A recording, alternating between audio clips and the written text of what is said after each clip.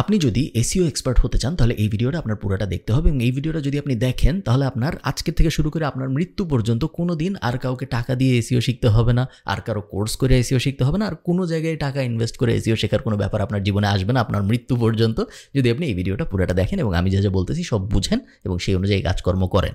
কোর্সটা একটু বড় হবে, ভিডিওটা একটু বড় হবে, বাট আমি অনেক কিছু ডিটেইলে বোঝাবো আপনাদের, যেগুলো আমি খুব সহজে এরকম জিনিসপত্র ডিটেইলে বোঝাই না। আমার কথা কেন শুনবেন আপনি? আমার কথা প্রাইমারিলি আপনি এই জন্য শুনবেন কারণ আমি গত 12 বছর ধরে এসইও ইন্ডাস্ট্রিতে আছি। আমাদের এসইও এজেন্সি বছরে 6 থেকে 7 লাখ ইউরোর মতো রেভিনিউ জেনারেট করে এবং আমরা অন অ্যাভারেজ প্রত্যেক মাসে 120 থেকে 150 ক্লায়েন্টকে বিল করি। এটা হলো আমার পার্সোনাল এক্সপিরিয়েন্স। এছাড়াও আমার থেকে শিখে আরও বাংলাদেশে অ্যাটলিস্ট 100 এসইও এজেন্সি আছে যারা আমার থেকে শিখে নিজেরা এসইও এজেন্সি চালাচ্ছে। এজেন্সির কথা বলতেছি, ফ্রিল্যান্সার ধরেন আরও 500 থেকে 1000 তো আছে, আরও বেশিও হইতে পারে। কত মানুষ আছে আমি নিজেও আসলে সঠিক জানি না। এই ভিডিওটা পুরাটা দেখার আগে বা অ্যাকচুয়ালি এই ভিডিওটার এইটুক দেখার পরে আপনার পজ করে ফার্স্টে যে জিনিসটা করতে হবে সেটা হলো আমার একটা বেসিক এসইও কোর্স আছে ইউটিউবে, 7.5 ঘন্টার মতো লম্বা। ওই কোর্সে আপনার পুরাটা বুঝে দেখে আসতে হবে। ওখানে আমি অনেক বেসিক জিনিসপত্র কভার করেছি এসইওর, যেগুলোর কোনো কিছু আমি আর এখানে কভার করব না আমাদের আজকের এই ভিডিওতে। বাট ওই বেসিক জিনিসগুলো যদি আপনি না দেখেন তাহলে আপনি অ্যাডভান্সের কোনো কিছু ঠিকমতো বুঝবেন না। আপনার ইচ্ছা আপনি দেখবেন নাকি দেখবেন না, আমি তো আর আপনার বাসায় যাই দেখতেছি না আপনি দেখেন নাকি। এটা হলো পারফেক্ট সেট আপ। সো ওটা যদি আপনি দেখেন তারপরে এটা দেখেন তাহলে আপনার লাভ হবে। আমি আরেকবার একটু বুঝাই বলি যে আপনি দেখেন বা না দেখেন এটা আমি ট্র্যাক করতে পারবো না, আমার ট্র্যাক করার ইচ্ছাও নেই। আপনি দেখলেও আমার কোনো লাভ নেই, না দেখলেও আমার কোনো লস নাই। বাট আমি চাই আপনি এই প্রগ্রেশনটা ফলো করেন, তাহলে আপনারই উপকার হবে। আমার খুবই স্যাড লাগে যখন মানুষ একটু ডোপামিনের আশায় যা বলতেছি তা না করে নিজে নিজে বুঝে কাজকর্ম করে, তাদের কখনো ভালো কিছু হয় না। Again personal experience. এসইও বিষয়টা কি আপনারা সবাই জানেন, তারপর আমি একটু সহজ করে আপনাদের বলি। এসইও সার্চ ইঞ্জিন অপটিমাইজেশন কথাটার মানে হলো কোনো কিছু মানুষ যখন লেখে সার্চ করে কোথাও, তখন ওই সার্চের রেজাল্টে নিজেদের ওয়েবসাইট ভিজিবল করা, এটাকে আমরা এসইও বলি। বর্তমান যুগে মানুষ সবচেয়ে বেশি সার্চ করে গুগলে। সো এই কারণে এসইও বলতে মেইনলি আসলে গুগলের ভিতরে নিজেদের ওয়েবসাইটকে প্রথম পেজে আনাকেই বোঝানো হয়। বাট ভবিষ্যৎ দুনিয়া হয়তো এরকম থাকবে না। ভবিষ্যতে আমরা হয়তো দেখব মানুষ গুগলের ভিতরে এত সার্চ না করে চ্যাট জিপিটির ভিতরে সার্চ করবে। ভবিষ্যতে আমরা হয়তো দেখব মানুষ গুগলের ভিতরে সার্চ না করে টিকটকের ভিতরে সার্চ করবে, বা নতুন কিছু আসবে ওটার ভিতরে সার্চ করবে।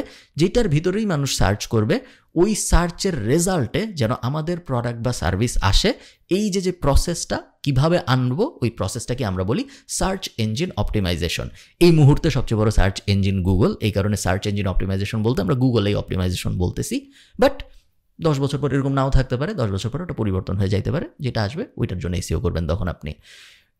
এই জিনিসটা আমি একটু ভেঙে এই কারণে বললাম কারণ অনেকেই আমাকে জিজ্ঞেস করে যে এসইও কি ডেড, এসইও কি আমার শেখা উচিত 2025 সালে এসে, 2026 সালে এসে, 2027 সালে এসে আমার কি এসইও শেখা উচিত? যতদিন পর্যন্ত মানুষ তার ইন্টারনেট বিহেভিয়ারের ভিতরে সার্চ ব্যাপারটা রাখতেছে ততদিন পর্যন্ত আপনি এসইও করতে পারবেন, এসইওতে নিজের ক্যারিয়ার দাঁড় করাইতে পারবেন। যখনই আমরা এমন একটা দুনিয়ায় চলে আসবো যখন আর মানুষের সার্চ করতে হবে না কোনো কিছু, যেটা হওয়ার কথা না। ইভেন যদি ভিআর গগলসও সবাই পরে বসে থাকে, তারও তার বিভিন্ন জিনিস দরকার হবে এবং সে সার্চ করবে, তাই না? সে হয়তো লেখে সার্চ করবে না, তখন সে ভিআর গগলসের ভিতর দিয়ে অন্য কোনোভাবে সার্চ করবে, বাট সে সার্চ করবে, তাই না? কারণ সবাই তো সব কিছু জানে না এবং জানার জন্য সার্চ করা লাগে। তো যতদিন পর্যন্ত মানুষ ইন্টারনেট ব্যবহার করবে এবং যতদিন পর্যন্ত মানুষ ইন্টারনেটে সার্চ করবে বিভিন্ন জিনিস, ততদিন পর্যন্ত এসইওতে কোনো সমস্যা নাই। সো আগামী 5, 10, 15, 20, 30, 40 যতদিন পর্যন্ত বছর আপনি সেফ বলে আমি বিশ্বাস করি। আরেকটা সম্পূরক প্রশ্ন আছে, সেটা হলো অনেকে বলেন যে গুগলের ডমিনেন্স কি কমে যাচ্ছে যেহেতু এআই অনেক বেশি রিভলভ করতেছে, এআই এর উত্থান হচ্ছে অনেক। সো গুগলের পাওয়ার কি কমে যাচ্ছে নাকি? এবং ওই একই অ্যাঙ্গেলে যেহেতু গুগলের পাওয়ার কমে যাচ্ছে এই কারণে এসইও শেখাটা এফেক্টিভ হবে নাকি? আমি একটু আগে আপনাদের বললাম যে এসইও মানে তো গুগল অপটিমাইজেশন, এসইও মানে সার্চ ইঞ্জিন অপটিমাইজেশন। এই মুহূর্তে সার্চ ইঞ্জিন গুগল, বাট ভবিষ্যতে গুগল সার্চ ইঞ্জিন না থাকলে নাই, অন্য যে আসবে তার জন্য আমরা এসইও করবো। সো ওই দিক থেকে কোনো সমস্যা নেই। বাট এখানে আরও কিছু বিষয় আছে। 1 নম্বর বিষয় হলো গুগল কিন্তু একটা জায়ান্ট কোম্পানি এবং 99%, কোনো মার্কেটে 98% সার্চ গুগল দিয়েই হয় এখনও। 2025-26 সালে 27 সালে এসেও তাই হয়। এবং এই জিনিস সহসাই 1-2 বছরের মধ্যে 10% চলে আসবে, 20% চলে আসবে, এরকম কখনো হবে না। এইটা যদি কমতেও 20 বছর লাগবে হয়তো। এবং আরও কিছু ব্যাপার আছে। হ্যাঁ, অনেক মানুষ এখন আর গুগলে সার্চ করে, আমি নিজেই এখন অনেক সময় গুগলে সার্চ না করে ডিরেক্ট জিপিটির ভিতরে সার্চ করি। বাট এইটা যেরকম সত্য, একইভাবে এইটাও সত্য যে অনেক নতুন মানুষ যারা আগে সার্চই করতো না তারা এখন গুগল সার্চ করতেছে, কারণ অনেক জায়গায় ইন্টারনেট ছিল না, এখন ইন্টারনেট আসতেছে। অনেক মানুষ ছোট ছিল বয়সে, এখন তারা আস্তে আস্তে ম্যাচিওর হচ্ছে এবং তাদের গুগল অ্যাক্টিভিটি বাড়তেছে। সো ধরেন 10 বছরের একটা বাচ্চা গুগলে কী বা সার্চ করবে, কিন্তু তার যখন 15 হবে, তার যখন 18 হবে, তখন তার গুগল সার্চের অ্যাক্টিভিটি বাড়বে এবং ওই কারণে কিন্তু গুগলে সার্চারের সংখ্যা কমতেছে না। এবং সব ডেটা গত 3-4 ইভেন এআই এর ভিতরেও যত ডেটা আসছে সব ডেটা আমাদের এটাই দেখাচ্ছে যে গুগল থেকে ওয়েবসাইটে যাওয়া ট্রাফিকের পরিমাণ প্রতিনিয়তই বাড়তেছে, কমতেছে না, আরও বেশি মানুষ ইউজ করতেছে। সো হ্যাঁ, একটা অংশ হয়তো চলে যাচ্ছে, বাট একই সাথে আরও অনেক নতুন অংশ যুক্ত হচ্ছে।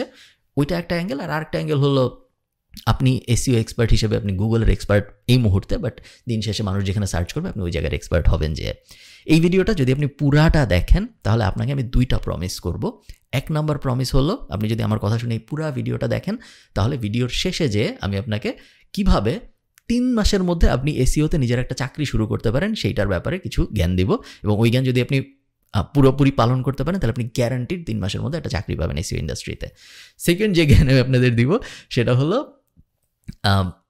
ভিডিওর শেষে বলবো, সেকেন্ডটা একটু সারপ্রাইজ হিসেবে থাক। চল শুরু করা যাক। এসইওর জন্য আমাদের ফার্স্ট কাজ কি? এসইওর জন্য একদম ফার্স্ট কাজ হলো আপনার ইন্ডাস্ট্রি রিসার্চ বা অনেকে আমরা বলি কিওয়ার্ড রিসার্চ। কথাটার মানে আসলে কি, আমরা একটু রিয়েল লাইফের অ্যাঙ্গেলে চিন্তা করি তাহলে আপনাদের বুঝতে সুবিধা হবে। এসইও ব্যাপারটা হয় আসলে কিভাবে? একজন মানুষ যার একটা বিজনেস আছে সে আপনার কাছে আসবে, সে এসে আপনাকে বা আপনি তার কাছে যাবেন, আপনি তার কাছে যেয়ে বলবেন যে, বা সে আপনার কাছে এসে বলবে যে আমার একটা ওয়েবসাইট আছে, এই ওয়েবসাইট আমি আমার ব্যবসা বাড়াইতে চাই। তুমি যেহেতু এসইও এক্সপার্ট, তুমি যেহেতু খালিদ ফারহানের বেসিক এসইও কোর্স পুরাটা দেখছো 7.5 ঘন্টার ভিডিও, তারপরে অ্যাডভান্সড এসইও কোর্স পুরাটা দেখছো ইউটিউবে, তুমি যেহেতু এসইও এক্সপার্ট, আমার এই ওয়েবসাইটটা নাও, আমার ব্যবসা বাড়ায় দাও। এসইও জিনিসটা কি? এসইও জিনিসটা ডিজিটাল মার্কেটিংয়ের ভিতরের একটা মার্কেটিং টুল। যেরকম ফেসবুক অ্যাড একটা মার্কেটিং টুল, টিকটক অ্যাড একটা মার্কেটিং টুল, একইভাবে এসইও একটা মার্কেটিং টুল। সো সে আপনাকে তার ওয়েবসাইট দিয়ে সে চলে গেল, মনে করেন সে ঢাকা আপনাকে ওয়েবসাইট দিয়ে গাজীপুর চলে গেছে, তার আর কোনো লেনাদেনা নাই। আপনার কাজ হলো ফার্স্টেই বোঝা এসইও এই লোকটার জন্য পারফেক্ট মার্কেটিং ফিট নাকি না, এটা বোঝাটা খুব জরুরি এবং এটা ইন্ডাস্ট্রি রিসার্চার ফার্স্ট কাজ। ধরেন আমি আপনাকে বললাম যে, ধরেন আমি একজন ডেন্টিস্ট ঢাকায়, আমি আপনাকে এসে বললাম যে ভাই আপনি তো এসইওর ওই কোর্স করছেন, এই হলো আমার ওয়েবসাইট dentistKhalid.com। এইটাকে আপনাকে এটা আমি দিয়ে বুঝাই গেলাম, আমাকে আমার যে ডেন্টাল ক্লিনিক আছে ওইখানে যেন আরও মানুষ আসে এটার ব্যবস্থা করেন আপনি। এটাই তো মার্কেটিং, তাই না?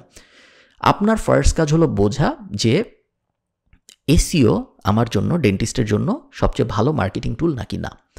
এটা আপনি কিভাবে বুঝবেন? এটা আপনি নিজের মার্কেটিং জ্ঞান ব্যবহার করে বুঝবেন। এসইও এক্সপার্ট যদি কেউ হয় যে মার্কেটিং বুঝে না, তার মানে সে আসলে এসইও এক্সপার্ট না, সে গাধা। কারণ এসইও তো মার্কেটিংয়ের একটা পার্ট। সো আপনি যদি মার্কেটিংই না বুঝেন, শুধু এসইও বুঝেন, তাহলে তো আপনার আর একটা রোবটের মধ্যে কোনো পার্থক্য নাই। সো ফার্স্টেই আপনার যেটা করতে হবে, চিন্তা করতে হবে যে ওই লোকের এসইও ওই লোকের ডেন্টাল ক্লিনিকটা কই?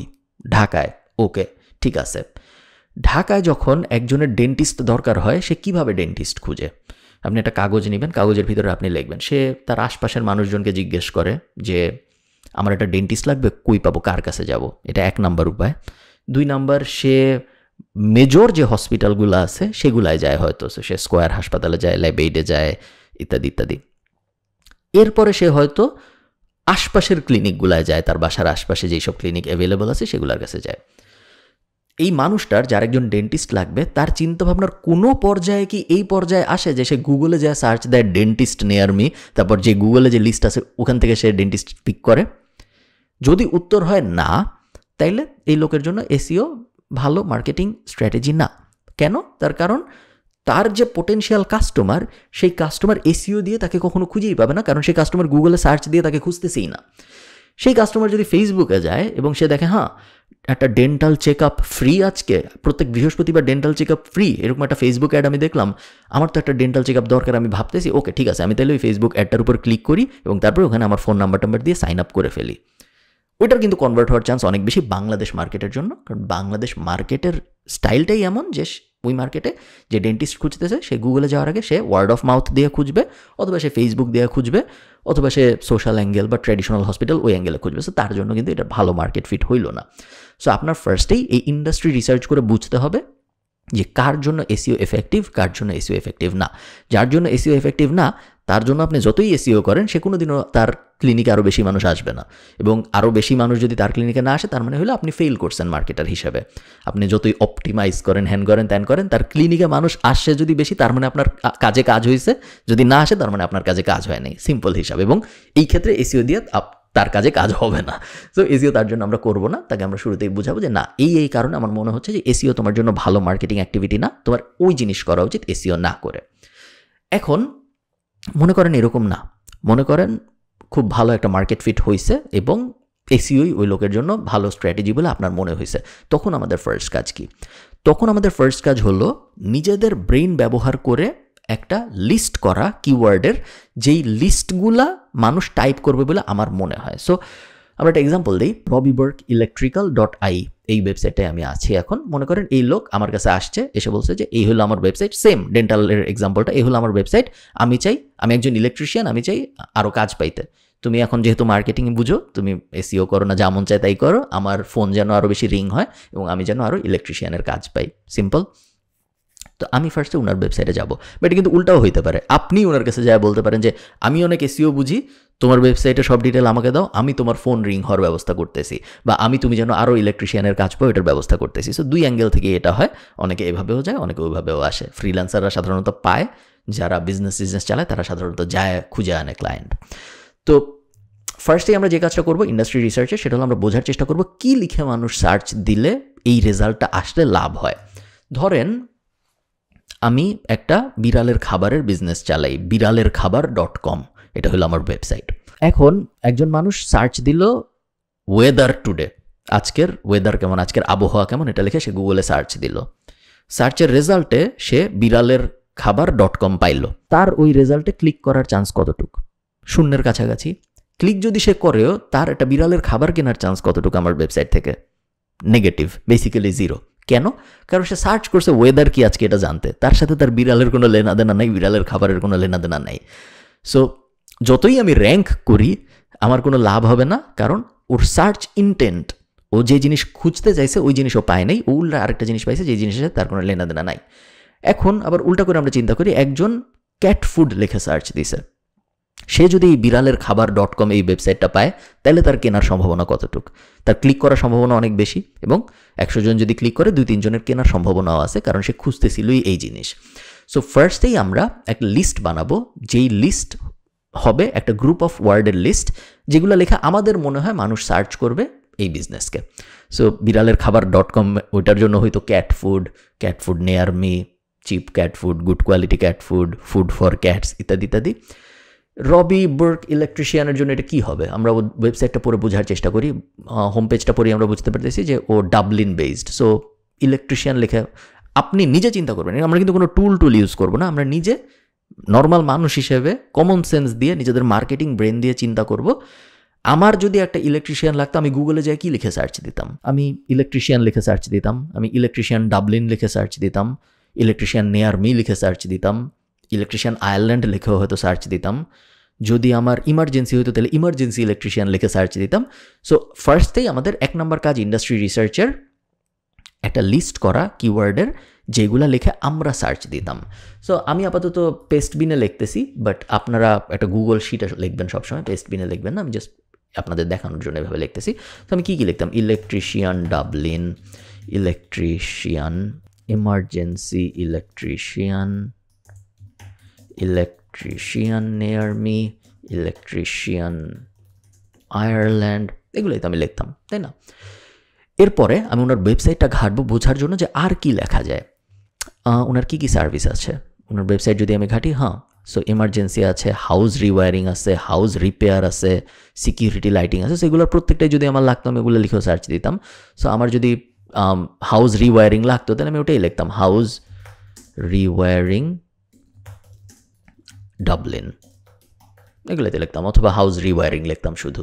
এরকম আমি 10, 15, 20, কখনো 30, কখনো 40, যতগুলো আপনার মাথায় আছে এগুলো সব আমরা লিখব নিজেদের ব্রেন ব্যবহার করে, কোনো টুল ব্যবহার করে না, কোনো কিওয়ার্ড রিসার্চের সফটওয়্যার ব্যবহার করে না, নিজেদের মার্কেটিং ব্রেন ব্যবহার করে, যে আমি হইলে কি লিখতাম। কারণ আপনি হলে যা লিখতেন মানুষ ওগুলাই লিখতেছে, ঠিক আছে? সো আপনি চিন্তা করুন যে আমি বিড়ালের খাবার যদি কিনতে যেতাম, আমি গুগলে যেয়ে কী লিখে সার্চ দিতাম? আমি যা লিখে সার্চ দিতাম তাই লিখে মানুষ সার্চ দিতেছে যারা বিড়ালের খাবার খুঁজতে যাচ্ছে। আমি যদি ইলেকট্রিশিয়ান খুঁজতে যেতাম, কী লিখে সার্চ? সেম প্রিন্সিপাল, ঠিক আছে? সো এখানে ধরেন আপনার 15-20টা এরকম কিওয়ার্ড হলো, এগুলোকে আমরা কিওয়ার্ড বলি। কিওয়ার্ড মানে কিছুই না, যা লেখা মানুষ গুগলে সার্চ দিচ্ছে এবং যার জন্য আপনি চান আপনার ওয়েবসাইটটা আসুক গুগলের প্রথম পেজে। এরপরে আমরা যে কাজ করব, আমরা এগুলো ভ্যালিডেট করব।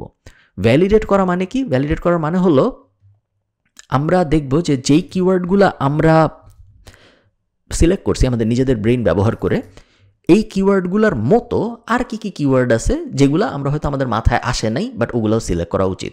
সো এটা আমরা কীভাবে করব? অনেক টুল আছে, এগুলোকে বলে কিওয়ার্ড রিসার্চ টুল। অনেক ফ্রি কিওয়ার্ড রিসার্চ টুল আছে, আপনি যদি গুগল করেন তাহলে আপনি অনেক পাবেন। আমি আপনাদের কয়েকটা দেখাচ্ছি। ম্যাঙ্গুলস.com, এটাকে আগে কিওয়ার্ড ফাইন্ডার বলতো, এটা একটা। তারপরে কিওয়ার্ড শিটার আছে একটা, এটা একটা। তারপরে wordstream.com একটা, wordtracker.com একটা, তারপরে রায়রবের একটা ফ্রি টুল আছে কিওয়ার্ডের। সব কয়টা টুলের প্রিন্সিপাল সেম, সবাই আপনাকে কিওয়ার্ড খুঁজে পেতে সাহায্য করবে, কারণ সব কিওয়ার্ড আপনার মাথায় এই মুহূর্তে আসতেছে না। মানুষ কত কিছু লিখে সার্চ করবে একজন ইলেকট্রিশিয়ানের জন্য, সব কিছু কি আপনি জানেন না। সো আমরা কিভাবে এটা খুঁজে বের করবো আরও কিওয়ার্ড? আমরা ইলেকট্রিশিয়ান ডাবলিন এই ওয়ার্ডটা কপি করবো, যেটা আমাদের মাথায় শুরুতে আসছিল, যেটা আমরা ওনার ওয়েবসাইট দেখে বুঝছি যে হ্যাঁ এই জিনিস লিখে তো নিশ্চয়ই মানুষ সার্চ করে। এরপর আমরা এগুলোর কোনো একটা টুলের ভিতরে যাব, সবই ফ্রি টুলস। আমরা টুলের ভিতরে যে ইলেকট্রিশিয়ান ডাবলিন লিখে সার্চ দিলাম। সো ইলেকট্রিশিয়ান ডাবলিন, এনিওয়্যার না, এটা আমি আয়ারল্যান্ড সিলেক্ট করলাম, কারণ এটা যেহেতু একটা আইরিশ বিজনেস। সো আমেরিকার একজন ইলেকট্রিশিয়ান খুঁজলে ওরা যদি পায় ওটার কোনো লাভ নেই, তাই না? সো ওই জিনিস আমি এখান থেকে আয়ারল্যান্ড সিলেক্ট করে দিলাম, এনি ল্যাঙ্গুয়েজ ইজ ফাইন। এরপরে আমি ফাইন্ড কিওয়ার্ডে চাপ দিব, ফাইন্ড কিওয়ার্ডে চাপ দিলাম। এই মুহূর্তে আমাকে বলতেছে সাইন ইন করতে, আমি সাইন ইন এই মুহূর্তে করতে চাচ্ছি না, বাট সাইন ইন করলেই আপনি দেখতে পারতেন সব কিওয়ার্ড। মানে আমি আরেকটা টুল ইউজ করি, এখান থেকে আমি আয়ারল্যান্ড সিলেক্ট করে দিই, স্ট্রিট কিওয়ার্ডস। হাজার কিওয়ার্ড চলে আসতেছে আমার কাছে, যে কিওয়ার্ডগুলো লিখে মানুষ সার্চ করতেছে। আমি আরেকটা টুল ইউজ করি, যে কটা টুলে আমার সাইন আপ করতে হবে না সেই সব কটা টুলই আমি ইউজ করব এখন। সিলেক্ট আয়ারল্যান্ড, এবং এখানে আমি একটা সার্চ দিই ইলেকট্রিশিয়ান ডাবলিন, এবং এখানে আমি একটা সার্চ দিই ইলেকট্রিশিয়ান ডাবলিন। এখান থেকে ইউএস থেকে বদলে আমরা এটা আয়ারল্যান্ড করে দিব। না, ইসরায়েল হয়ে গেছে, আয়ারল্যান্ড, সাবমিট। ওকে, সো এখন আমাদের কাছে অনেক কিওয়ার্ড আসা শুরু হবে, ইলেকট্রিশিয়ান ডাবলিন এর, এবং বেশিরভাগ ক্ষেত্রে আপনি দেখতেছেন পাশে আমরা একটা ভলিউম দেখতেছি। ভলিউম বিষয়টা কি?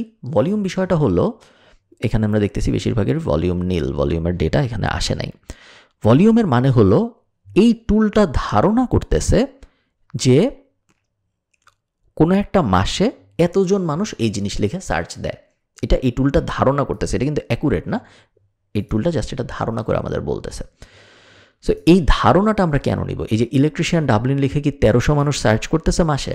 আমি অ্যাকচুয়ালি জানি যে এর থেকে অনেক বেশি আসলে সার্চ করতেছে, তার কারণ ডাবলিনের জনসংখ্যা 6 লাখ, এবং 6 লাখের মধ্যে ধরেন 10,000 20,000 মানুষের তো সমস্যা হবেই প্রত্যেক মাসে।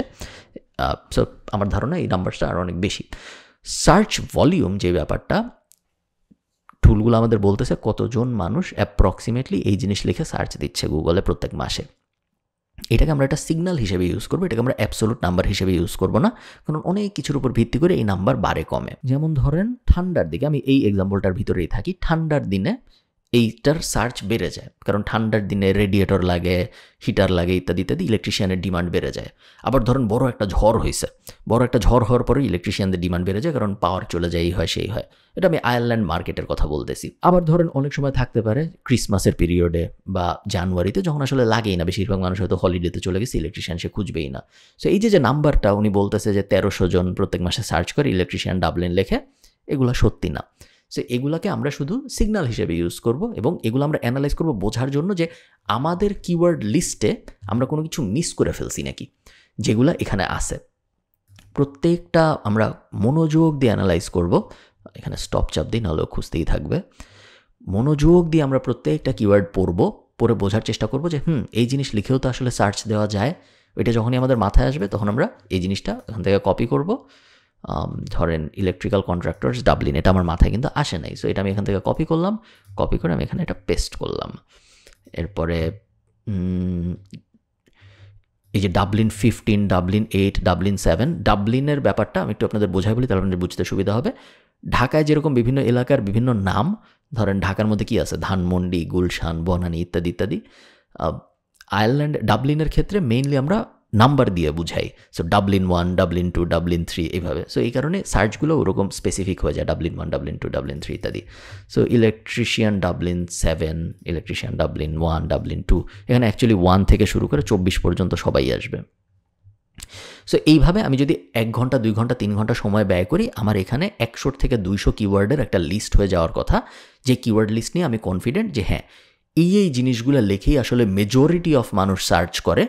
এবং এই 100 কিওয়ার্ড যদি আমি কাভার করতে পারি, বা 50 কিওয়ার্ডের জন্য যদি আমি র্যাঙ্ক করতে পারি গুগলের প্রথম পেজে, মোটামুটিভাবে আমি ধারণা করতে পারি যে একটা কিওয়ার্ড লিখে কত মানুষ সার্চ করে এটা তো আমি কখনো বুঝবো না, বাট অ্যাভারেজ আমি ধরে নিতে পারি 100 কিওয়ার্ড যদি আমি টার্গেট করি র্যাঙ্ক করার জন্য গুগলের প্রথম পেজে, এর মধ্যে যদি 50টা র্যাঙ্ক করে গুগলের প্রথম পেজে, অ্যাপ্রক্সিমেটলি ওই বিজনেসে 50% ভিজিবিলিটি বাড়বে। এখন যদি 100 মানুষ আসতো, তাহলে সামনের মাস থেকে 150 মানুষ আসবে। তার কারণ এই এতগুলো কিওয়ার্ড আমি গুগলের প্রথম পেজে আসছি এত ভালো ভালো কোয়েরির জন্য, সো এইগুলো নিশ্চয়ই সার্চ হবে, এগুলোর থেকে মানুষ ট্রাফিক ওয়েবসাইটে যাবে এবং ওয়েবসাইটের থেকে মানুষ কনভার্ট হবে। এগুলো আমাদের বেসিক প্রিন্সিপাল কিওয়ার্ড রিসার্চের। অনেকেই আপনাকে বলবে এই জায়গায়, আমি একটু আপনাদের, এবং আমিও হয়তো অনেক সময় বলছি আগে, যে এমন কিওয়ার্ড নিয়েন না যেটার সার্চ ভলিউম নাই। বাট আমি আমার গত 5-6 বছরের এক্সপিরিয়েন্সে দেখছি যে সার্চ ভলিউম দিয়ে আসলে জাজ করা যায় না একটা কিওয়ার্ডকে। প্রথমত টুলগুলো কখনোই অ্যাকুরেট হয় না। সো টুলগুলো যেহেতু অ্যাকুরেট হয় না, সো সার্চ ভলিউমের যে ব্যাপারটা ওরা বলতেছে ওগুলো কখনোই সত্য না। সেকেন্ড, নিজেদের মার্কেটিং ব্রেইন এর থেকে অনেক বেশি ইম্পর্ট্যান্ট। আমার যদি মনে হয় যে একটা জিনিস লেখা আমি হইলে সার্চ করতাম, দুনিয়ার সব টুল যদি বলে যে না এটা লিখে কেউ সার্চ করে না, এটার সার্চ ভলিউম 0, তারপরেও আমি ওটার জন্য র্যাঙ্ক করার চেষ্টা করব, কারণ আমার মার্কেটিং ব্রেন বলতেছে, আমার কমন সেন্স বলতেছে যে হ্যাঁ ওটা নিয়ে ওটার জন্য আমার কিওয়ার্ড টার্গেট করা উচিত। ঠিক আছে? সো এই হলো আমাদের কিওয়ার্ড রিসার্চের ফার্স্ট স্টেপ, এবং এই পুরা জিনিসটা আমরা অ্যাটলিস্ট 7-8 ঘন্টা লাগে একটা ভালো কিওয়ার্ড রিসার্চ করার জন্য। এখানে আরেকটা বিষয় আছে, যে বিষয়টাও আপনাদেরকে না বললে অসম্পূর্ণ হয়ে যাবে। সো মনে করেন আপনি এখানে অনেকক্ষণ ধরে ঘাটাঘাটি করছেন, অনেক রিসার্চ করছেন, রিসার্চ করে আপনি 100 কিওয়ার্ড পাইছেন, যে 100 কিওয়ার্ড নিয়ে আপনি মোটামুটি হ্যাপি। নেক্সট আরেকটা কাজ আপনার করতে হবে পরের স্টেপে যাওয়ার আগে এসইওর, সেটা হলো কম্পিটিটরগুলোকে একটু দেখা। সো রবি মর্ক ইলেকট্রিশিয়ানের কম্পিটিটর কারা হবে? আমি ইলেকট্রিশিয়ান ডাবলিন লিখে যদি সার্চ করি, অন্য যারা আসতেছে তারাই তো কম্পিটিটর, তাই না? সো ইলেকট্রিশিয়ান ডাবলিন আই, এটা একটা কম্পিটিটর, এটা একটা কম্পিটিটর, এটা একটা কম্পিটিটর, এটা একটা কম্পিটিটর, এটা একটা কম্পিটিটর, এগুলোর অনেকগুলোই আমার ক্লায়েন্ট। কোনগুলো আমার ক্লায়েন্ট আমি আপনাকে বলবো না। তো কম্পিটিটরগুলোকে আমরা ওপেন করব। কম্পিটিটরগুলোকে আমরা ওপেন করার পরে আমরা ফার্স্টে যে জিনিসটা করব, কম্পিটিটরদের নাম কপি করব, এবং তারপরে কোনো একটা কিওয়ার্ড রিসার্চ টুলে এই কম্পিটিটরটাকে পেস্ট করে আমরা দেখব যে ওনারা কী কী কিওয়ার্ডের জন্য অলরেডি র্যাঙ্কড। সো দেখি আমরা এখান থেকে পাওয়া যায় নাকি এটা। আমরা কয়েকটা টুল ইউজ করব। সো আমরা যদি বাই ডোমেইনে চাপ দিই এবং এখানে এসে আবার সবই কিন্তু ফ্রি টুল আমরা ইউজ করতেছি, কোনো পেইড টুল আমরা ইউজ করছি না, কারণ পেইড টুল আসলে ইউজ করা লাগে না বেশিরভাগ সময়। অ্যানালাইজ ডোমেইন, এখান থেকে আমরা এবার ওয়েবসাইটের ইউআরএলটা দিব, এখানে সার্চ, তিনটাই এনাফ, আর লাগবে না, তিনটার থেকে আমরা এনাফ আইডিয়া পাবো। সো ওই ওয়েবসাইটটা southdublinelectrician.ai, এই ওয়েবসাইটটা এই মুহূর্তে এই কিওয়ার্ডগুলোর জন্য র্যাঙ্ক করে আসে গুগলে। এবং এই টুলটা বলতেছে, আচ্ছা এই টুলটা এখনো কিছু বলে নাই। সো দেখি মোর ফ্রি টুলসের ভিতরে ডোমেইন অ্যানালাইজার টাইপ কিছু আছে নাকি।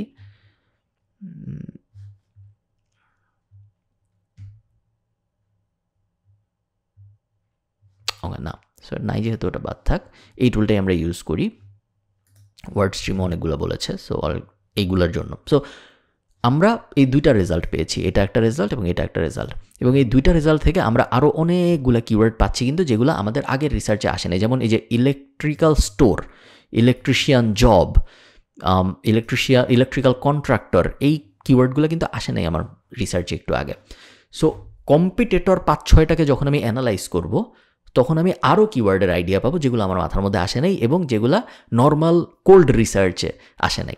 ঠিক আছে, সব কিছু যদি আমরা খুব যত্ন করে করতে পারি তাহলে আমাদের 100 কিওয়ার্ডের মতো আসবে। অ্যাভারেজে আমি চাই একটা প্রজেক্টে আপনি 100 কিওয়ার্ড নিয়ে কাজ করেন, 100 কিওয়ার্ড আপনার কাছে আসবে, যে 100 কিওয়ার্ড নিয়ে আপনি হ্যাপি থাকবেন যে হ্যাঁ এই 100টা আমার টার্গেট লিস্ট। এরপরে আমি যে কাজটা করি সেটা হলো আমি ওই 100 কিওয়ার্ডকে একটা গুগল এক্সেলে বসায় আমি ওই 100 কিওয়ার্ড ক্লায়েন্টকে পাঠাই। গুগল শিটটার নাম আমি দিই কিওয়ার্ড ড্রাফট, এবং এগুলো কিন্তু এজেন্সির হ্যাক, সো আপনার জন্য হয়তো অত রেলেভেন্ট হবেও না সবসময়, বাট আমি আপনাদের জানায় রাখতেছি।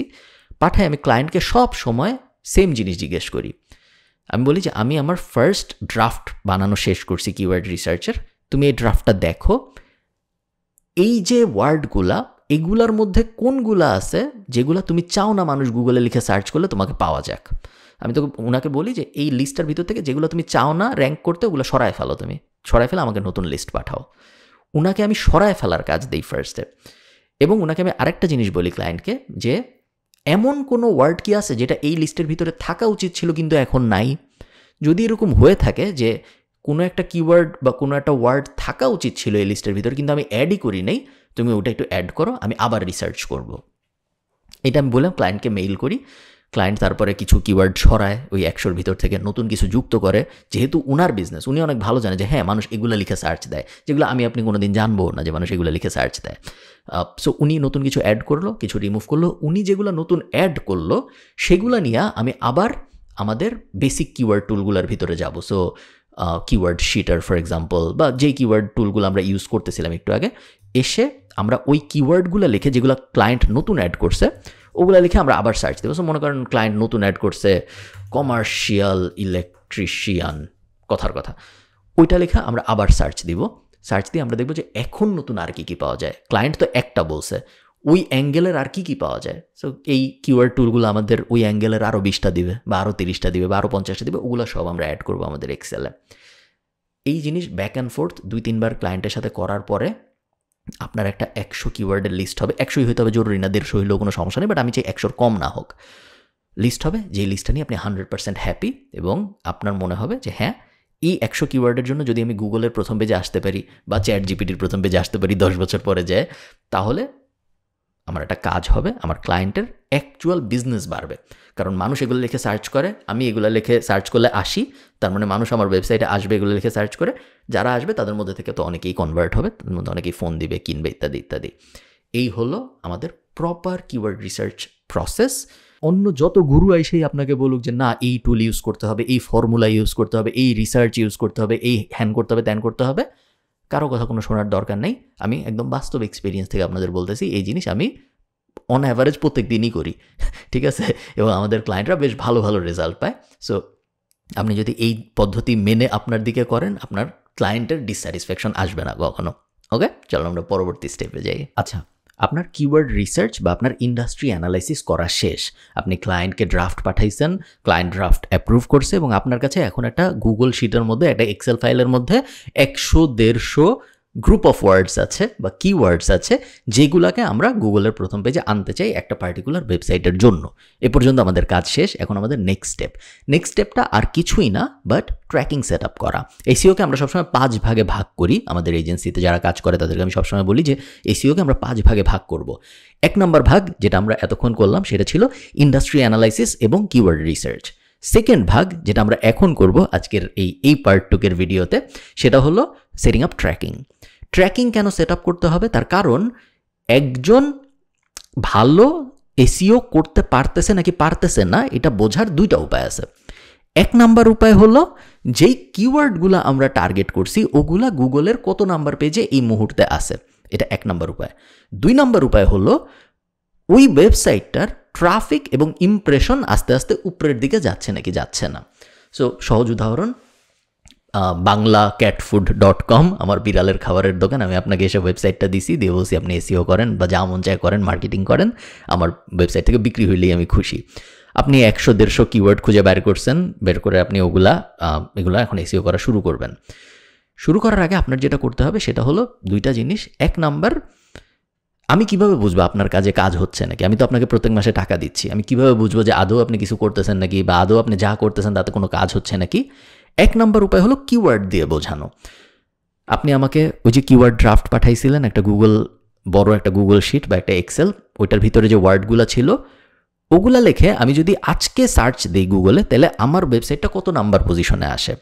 সো আমি যদি এখন কিন্তু গুগলে আর আলাদা আলাদা পেজ নাই, আমি যদি আমার এখানে যে আমার স্ক্রিনে যে আপনাদের দেখে, তো ধরেন আমি ক্যাট ফুড লিখে সার্চ দিলাম। এখন গুগলে যখন আমরা কোনো কিছু লিখে সার্চ দিই তখন উপরে অ্যাড আসে, এরপরে এখানে অ্যাড আসে, এরপরে সাইডে একটা এরকম নলেজ প্যানেলের মতো আসে, এবং তারপরে আমরা এখান থেকে নর্মাল লিস্টিং দেখতেছি। এই পর্যন্ত অ্যাড, এটা স্পন্সার্ড মানে অ্যাড, এখান থেকে আমরা নর্মাল লিস্টিং দেখতেছি। এখন আমি যদি নামি ডেস্কটপে, কখনো কখনো আপনি এরকম পেজের অপশন দেখতে পারবেন, first page, second page, third page, এবং প্রত্যেক পেজে সাধারণত 10টা করে রেজাল্ট থাকে। মোবাইলে আপনি যখন সার্চ দিবেন আপনি পেজ পাবেন না, ওটাকে বলে ইনফিনিট স্ক্রল। আপনি টান দিবেন যাইতেই থাকবেন, একটা ফেসবুক নিউজ ফিডের মতো নতুন নতুন রেজাল্ট লোড হতে থাকবে, পেজ না। আজকে আমি যদি ক্যাট ফুড লিখে সার্চ দিই তাহলে আমার ওয়েবসাইটটা কত নাম্বার পজিশনে আছে? হইতে পারে গুগলের 10 নাম্বার পেজে আছে, হইতে পারে গুগলের 7 নাম্বার পেজে আছে, হইতে পারে 6 নাম্বার পেজে আছে। কি লিখে সার্চ দিছি এবং আমার ওয়েবসাইট গুগলে কত নাম্বার পেজে আছে আজকে, ভার্সেস 1 মাস পরে আপনার সাথে আবার যখন আমার কথা হবে তখন আমি এই সেম জিনিস লিখে সার্চ দিলে কত নাম্বার পেজে আসছে। আগে 7 নাম্বার পেজে ছিল, এখন 4 নাম্বার পেজে আসছে। আগে 6 নাম্বার পেজে ছিল, এখন 3 নাম্বার পেজে আসছে। এইটা একটা ইন্ডিকেশন যে আপনি যা করতেছেন ঠিক দিকে যাইতেছে।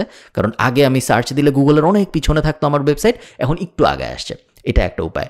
আরেকটা উপায় হলো ইমপ্রেশন অ্যান্ড ক্লিকস দেখা। আপনারা অলরেডি, যেহেতু আপনারা বেসিক কোর্স সবাই করেছেন, আমার ইউটিউবের ওই বড় ভিডিওটা দেখে আপনারা সবাই জানেন যে সার্চ কনসোল কিভাবে অ্যাড করতে হয়, সার্চ কনসোল ট্র্যাকিং কিভাবে এনেবল করতে হয় একটা ওয়েবসাইটের জন্য। সার্চ কনসোল এনেবল যখন আপনি করবেন তখন আপনি এইরকম একটা ড্যাশবোর্ডের ডেটা পাবেন, যেটা গুগলের একটা ফ্রি টুল গুগল দেয়। এবং এখান থেকে আমরা দুইটা জিনিস অনেক কিছু আমরা দেখতে পারি, বাট ট্র্যাকিংয়ের জন্য আমি মেইনলি দুইটা জিনিস আপনাদের ফোকাস করতে বলবো। একটা হলো ইমপ্রেশন, আরেকটা হলো ক্লিক। ইমপ্রেশন মানে হলো কেউ একজন সার্চ দিছে গুগলে কিছু একটা এবং তারপর আপনাকে দেখছে। ক্লিক মানে হলো সে শুধু দেখে নাই, সে ক্লিকও করছে। সো ইমপ্রেশন বেশি হয়, ক্লিক কম হয়, কারণ সবাই যারা দেখে সবাই ক্লিক করে না। যেমন ধরেন 29শে ডিসেম্বর বা ধরেন এই যে 9 ফেব্রুয়ারি 2453 জন এই ওয়েবসাইটটা দেখছে, বাট তার মধ্যে 72 জন ক্লিক করছে। ঠিক আছে, মানে অ্যারাউন্ড 3%-এর মতো মানুষ ক্লিক করছে। আরেকদিন 1776 জন দেখছে, তার মধ্যে 71 জন ক্লিক করছে। এই নাম্বারটা যত উপরের দিকে যাবে তার মানে সব কিছু ঠিক দিকে যাচ্ছে। যেদিন আমি এসইও শুরু করেছিলাম ওই দিন আপনাকে দেখছিলই 2 জন, তার মধ্যে কেউ ক্লিক করে নাই। 1 মাস পরে আজকে আপনাকে 100 জন দেখছে, আচ্ছা ঠিক আছে, আজকেও কেউ ক্লিক করে নাই। আরও 2 মাস পরে আজকে আপনাকে 600 জন দেখছে এই মাসে এবং 30 জন ক্লিক করছে। তারপরের মাসে দেখা গেল 900 জন দেখছে, 70 জন ক্লিক করছে। এবং এই যে ক্লিক অ্যান্ড ইমপ্রেশনের মেট্রিকটা, এটা দিয়েও আমরা বুঝতে পারি যে সব কিছু ঠিক দিকে যাচ্ছে নাকি। সো ট্র্যাকিংয়ে মাস্ট আপনার দুইটা জিনিস সেট করতে হবে। এক, কিওয়ার্ড ট্র্যাকিং। কিওয়ার্ড ট্র্যাকিং আপনি কীভাবে সেট করবেন? আমরা আমাদের এজেন্সিতে SEMrush ইউজ করি, একটা টুল, বাট এই টুলটা বেশ দামি, এবং আপনি যারা SEMrush.com আপনি সার্চ দিলে পেয়ে যাবেন। SEMrush প্রাইসিং আমি ঠিক শিওর না কত, SEMrush প্রাইসিং 250 ইউরো সম্ভবত প্রত্যেক মাস, বা এরকম কিছু একটা, 250 ইউরো, বেশ দামি আর কি টুল, একজন নতুন SEO এক্সপার্টের জন্য এটা ইউজ করা। সো কিওয়ার্ড ট্র্যাকিংয়ের জন্য আপনি এটা ইউজ করবেন না আমি ধরে নিচ্ছি, করলে খুবই ভালো, কোনো সমস্যা নেই। বাট যদি এটা ইউজ না করেন, অন্য অনেক সস্তা টুল আছে, যেমন SE র্যাঙ্কিং অনেকে ইউজ করে। SE ranking, SE stands for search engine ranking, ঠিক আছে। সো SE র্যাঙ্কিংয়ের প্রাইসিং যদি আমি দেখি, SE ranking pricing plans, accept all cookies, আপনি একটু ঘাটাঘাটি করে নেবেন। আমি ঠিক শিওর না যে প্রাইসিংটা কত, যেহেতু আমি SE র্যাঙ্কিং ইউজ করি না, আমি যেহেতু SEMrush ইউজ করি। কোনটা ইউজ করতেছেন তাতে আসলে খুব একটা ম্যাটার করে না, যে কোনো একটা ইউজ করলেই হয়। আমরা মূলত দেখতে চাচ্ছি একটা কিওয়ার্ড আজকে কোন পজিশনে আছে, 1 মাস পরে কোন পজিশনে আছে, 7 দিন পরে কোন পজিশনে আছে, ওই কিওয়ার্ডটার প্রোগ্রেশনটা আমরা দেখতে পাচ্ছি আমাদের ওই 100-150 কিওয়ার্ড প্রত্যেকটার জন্য, এবং আমরা সার্চ কনসোল তো ফ্রি গুগলের। সো ওইটা, এই দুইটা ট্র্যাকিং যদি আপনার থাকে। আরও অনেকে বলবে অ্যানালিটিক্স অ্যাড করতে, আমরাও একসময় অ্যানালিটিক্স অ্যাড করতাম, এখন আমরা অ্যানালিটিক্স অত ফোকাস করতে চাই না, অ্যাড করি হয়তো, বাট প্রাইমারি SEO ড্রাইভার হিসেবে অ্যানালিটিক্সের তেমন কোনো ভূমিকা নাই আসলে। অ্যানালিটিক্স আপনাকে হোলিস্টিক ট্রাফিকের আইডিয়া দেয়। গুগল অ্যানালিটিক্স যদি আপনার ওয়েবসাইটে থাকে, এগেইন আমাদের বেসিক কোর্সে দেখানো আছে কীভাবে গুগল অ্যানালিটিক্স ইনস্টল করে, তাহলে আপনি হোলিস্টিক আইডিয়া পাবেন যে আমার ওয়েবসাইটে গুগল থেকে কত মানুষ আসছে, ফেসবুক থেকে কত মানুষ আসছে, মেসেঞ্জার থেকে কত মানুষ আসছে, কতজন কিছু সার্চ করে নেয়, ডাইরেক্ট URL এর ব্রাউজারের ভিতরে আমার ওয়েবসাইটের ঠিকানা লেখা আসছে, ওই হোলিস্টিক অ্যাপ্রোচটা যদি আপনি চান সেক্ষেত্রে গুগল অ্যানালিটিক্স বেটার।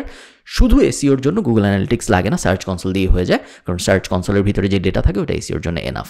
সো এই জিনিস যদি আপনি ঠিকমতো করেন তাহলে আপনার সেকেন্ড স্টেপ শেষ, সেটা হলো ট্র্যাকিং সেট আপ করা। খুবই গুরুত্বপূর্ণ স্টেপ এবং যত তাড়াতাড়ি সম্ভব এই স্টেপ শেষ করতে হয়, কারণ প্রত্যেক মাসে আমরা ক্লায়েন্টকে এই ট্র্যাকিংয়ের ডেটার উপর ভিত্তি করে রিপোর্ট পাঠাই এবং যেই কারণেই ক্লায়েন্ট আবার পরের মাসে টাকা দিবে, তাই না? যদি এই রিপোর্ট ভালো না হয় তাহলে তো টাকা দিবে না, এবং রিপোর্টে যদি ঘাটতি থাকে, রিপোর্ট যদি ফাঁকা থাকে তাহলেও টাকা দিবে না। সো যত তাড়াতাড়ি সম্ভব কিওয়ার্ড রিসার্চ শেষ করা এবং তারপরে যত তাড়াতাড়ি অ্যাজ সুন অ্যাজ ক্লায়েন্ট কিওয়ার্ডের রিসার্চটা অ্যাপ্রুভ করে দিছে, সাথে সাথে আপনার ফার্স্ট কাজ হবে ট্র্যাকিংটা ইমিডিয়েটলি সেট আপ করে ফেলা। ঠিক আছে, এর পরের ভিডিওতে যাই চলেন। সো আমাদের ইন্ডাস্ট্রি রিসার্চ করা হয়ে গেল এবং আমাদের কিওয়ার্ড রিসার্চ শেষ হয়ে যাওয়ার পরের স্টেপ যেটা ছিল যে ট্র্যাকিং সেট আপ করা, সার্চ কনসোল সেট আপ এবং কিওয়ার্ডগুলো ট্র্যাক করা যায় যেন পজিশন, ওগুলো আমাদের হয়ে গেছে। নেক্সট স্টেপ যেটা থার্ড স্টেপ, আমরা বলছিলাম না এসিওর 5টা স্টেপ আছে, থার্ড স্টেপ যেটা সেটা হলো গিয়ে technical audit and fixes. Technical audit এবং ফিক্সেস কীভাবে করতে হয় এটা বিস্তারিত, ওই যে 7.5 ঘন্টার ভিডিও, ওটার মোটামুটি 2-3 ঘন্টাই গেছে আসলে টেকনিক্যাল অডিট বিষয়ে কথাবার্তা বলে, হয়তো আরও বেশি। সো টেকনিক্যাল অডিট নিয়ে আমরা আজকে অত কথাবার্তা বলবো না, আমি জাস্ট আপনাদের কিছু টুল দেখাই যে কীভাবে আপনি খুব সহজেই টেকনিক্যাল অডিটের কাজগুলো করতে পারবেন। SEMrush যেটা দিয়ে আমরা একটু আগে বলছিলাম যে কিওয়ার্ড ট্র্যাকিং করতেছি, সেম টুল দিয়ে অডিটও করা যায়। একদমই ম্যাটার করে না আপনি কোন টুল ইউজ করতেছেন, সব টুলই বেসিক সব প্রবলেম ধরতে পারে সব ওয়েবসাইটের, একটু এদিক ওদিক হয়, বাট 99% ক্ষেত্রে সব টুলই বেসিক সব প্রবলেম ধরে ফেলতে পারবে। সো কোনো সমস্যা নেই আপনি যেই টুল ইউজ করেন। নতুন যদি আপনি হন সেই ক্ষেত্রে হয়তো আপনার অত বাজেট থাকবে না, যে কারণে আপনি SEMrush টাইপ টুল ইউজ করতে পারবেন না। সেই ক্ষেত্রে আপনি যদি ফ্রি সাইট অডিট টুল লিখে সার্চ দেন গুগলে, আপনি অনেক টুল পাবেন। আমি একটা দেখাচ্ছি আপনাদের, স্ক্রিমিং ফ্রগ, অনেক পপুলার এবং অনেক পুরানো একটা টুল, অনেক আগের থেকে এসইও কমিউনিটিতে এই টুলটা ইউজ হচ্ছে এবং এটা আপনি ডাউনলোড করতে পারবেন। এটা একটা সফটওয়্যারের মতো ডাউনলোড করে আপনার কম্পিউটারে চলে আসবে এবং তারপর আপনার কম্পিউটার অ্যাপ্লিকেশন হিসেবে প্লে হবে। কিভাবে করে, আমরা যদি একটা ওয়েবসাইট নেই, ধরেন এমিরাল্ড ডায়েরি যদি আমি নেই এবং এমিরাল্ড ডায়েরি যদি আমি কপি করি, ইউআরএলটা কপি করে এন্টার ইউআরএল টু স্পাইডার, এখানে এসে স্টার্ট চাপ দিলে যেটা হবে, স্ক্রিমিং ফ্রগেরও কিন্তু ফ্রি ভার্সন আছে এবং পেইড ভার্সন আছে। পেইড ভার্সন আর একটু বেশি ডাটা পাওয়া যায় এবং আর একটু বেশি ইউআরএল, আরও বেশি ইউআরএলও অ্যানালাইজ করতে পারে, বাট আপনাদের যারা নতুন শুরু করতেছেন এসইও ইন্ডাস্ট্রিতে তাদের বেসিকটাই ফাইন। আমি বলবো তারপরেও পারলে SEMrush ইউজ করতে, আর যদি না পারেন সেই ক্ষেত্রে এই টাইপ জিনিসপত্র হলেও সমস্যা নেই। সো এই টুলগুলো অ্যানালাইজ করলো, প্রথম 500টা সম্ভবত ফ্রি। সো প্রথম 500টা অ্যানালাইজ করে আমাকে জানাবে যে কোন ইউআরএলে কী সমস্যা। সো এই টুলটা বা নর্মালি এসইও অডিট টুল যেটা করে, ওয়েবসাইটের প্রত্যেকটা ইউআরএল ঘাটে, প্রত্যেকটা ইউআরএল ঘেটে বলে যে এই ইউআরএলে এই সমস্যা, এই ইউআরএলে এই সমস্যা, এই ইউআরএলে এই সমস্যা, এবং আপনার কাজ একজন এসইও এক্সপার্ট হিসেবে ইউআরএল ধরে ধরে প্রত্যেকটার সমস্যাগুলো ঠিক করা। যেমন ধরেন প্রথমটায় কী সমস্যা বলছেও, সমস্যা নাই আসলে কোনো, অ্যাকচুয়ালি আমরা এখান থেকে দেখতে পারি।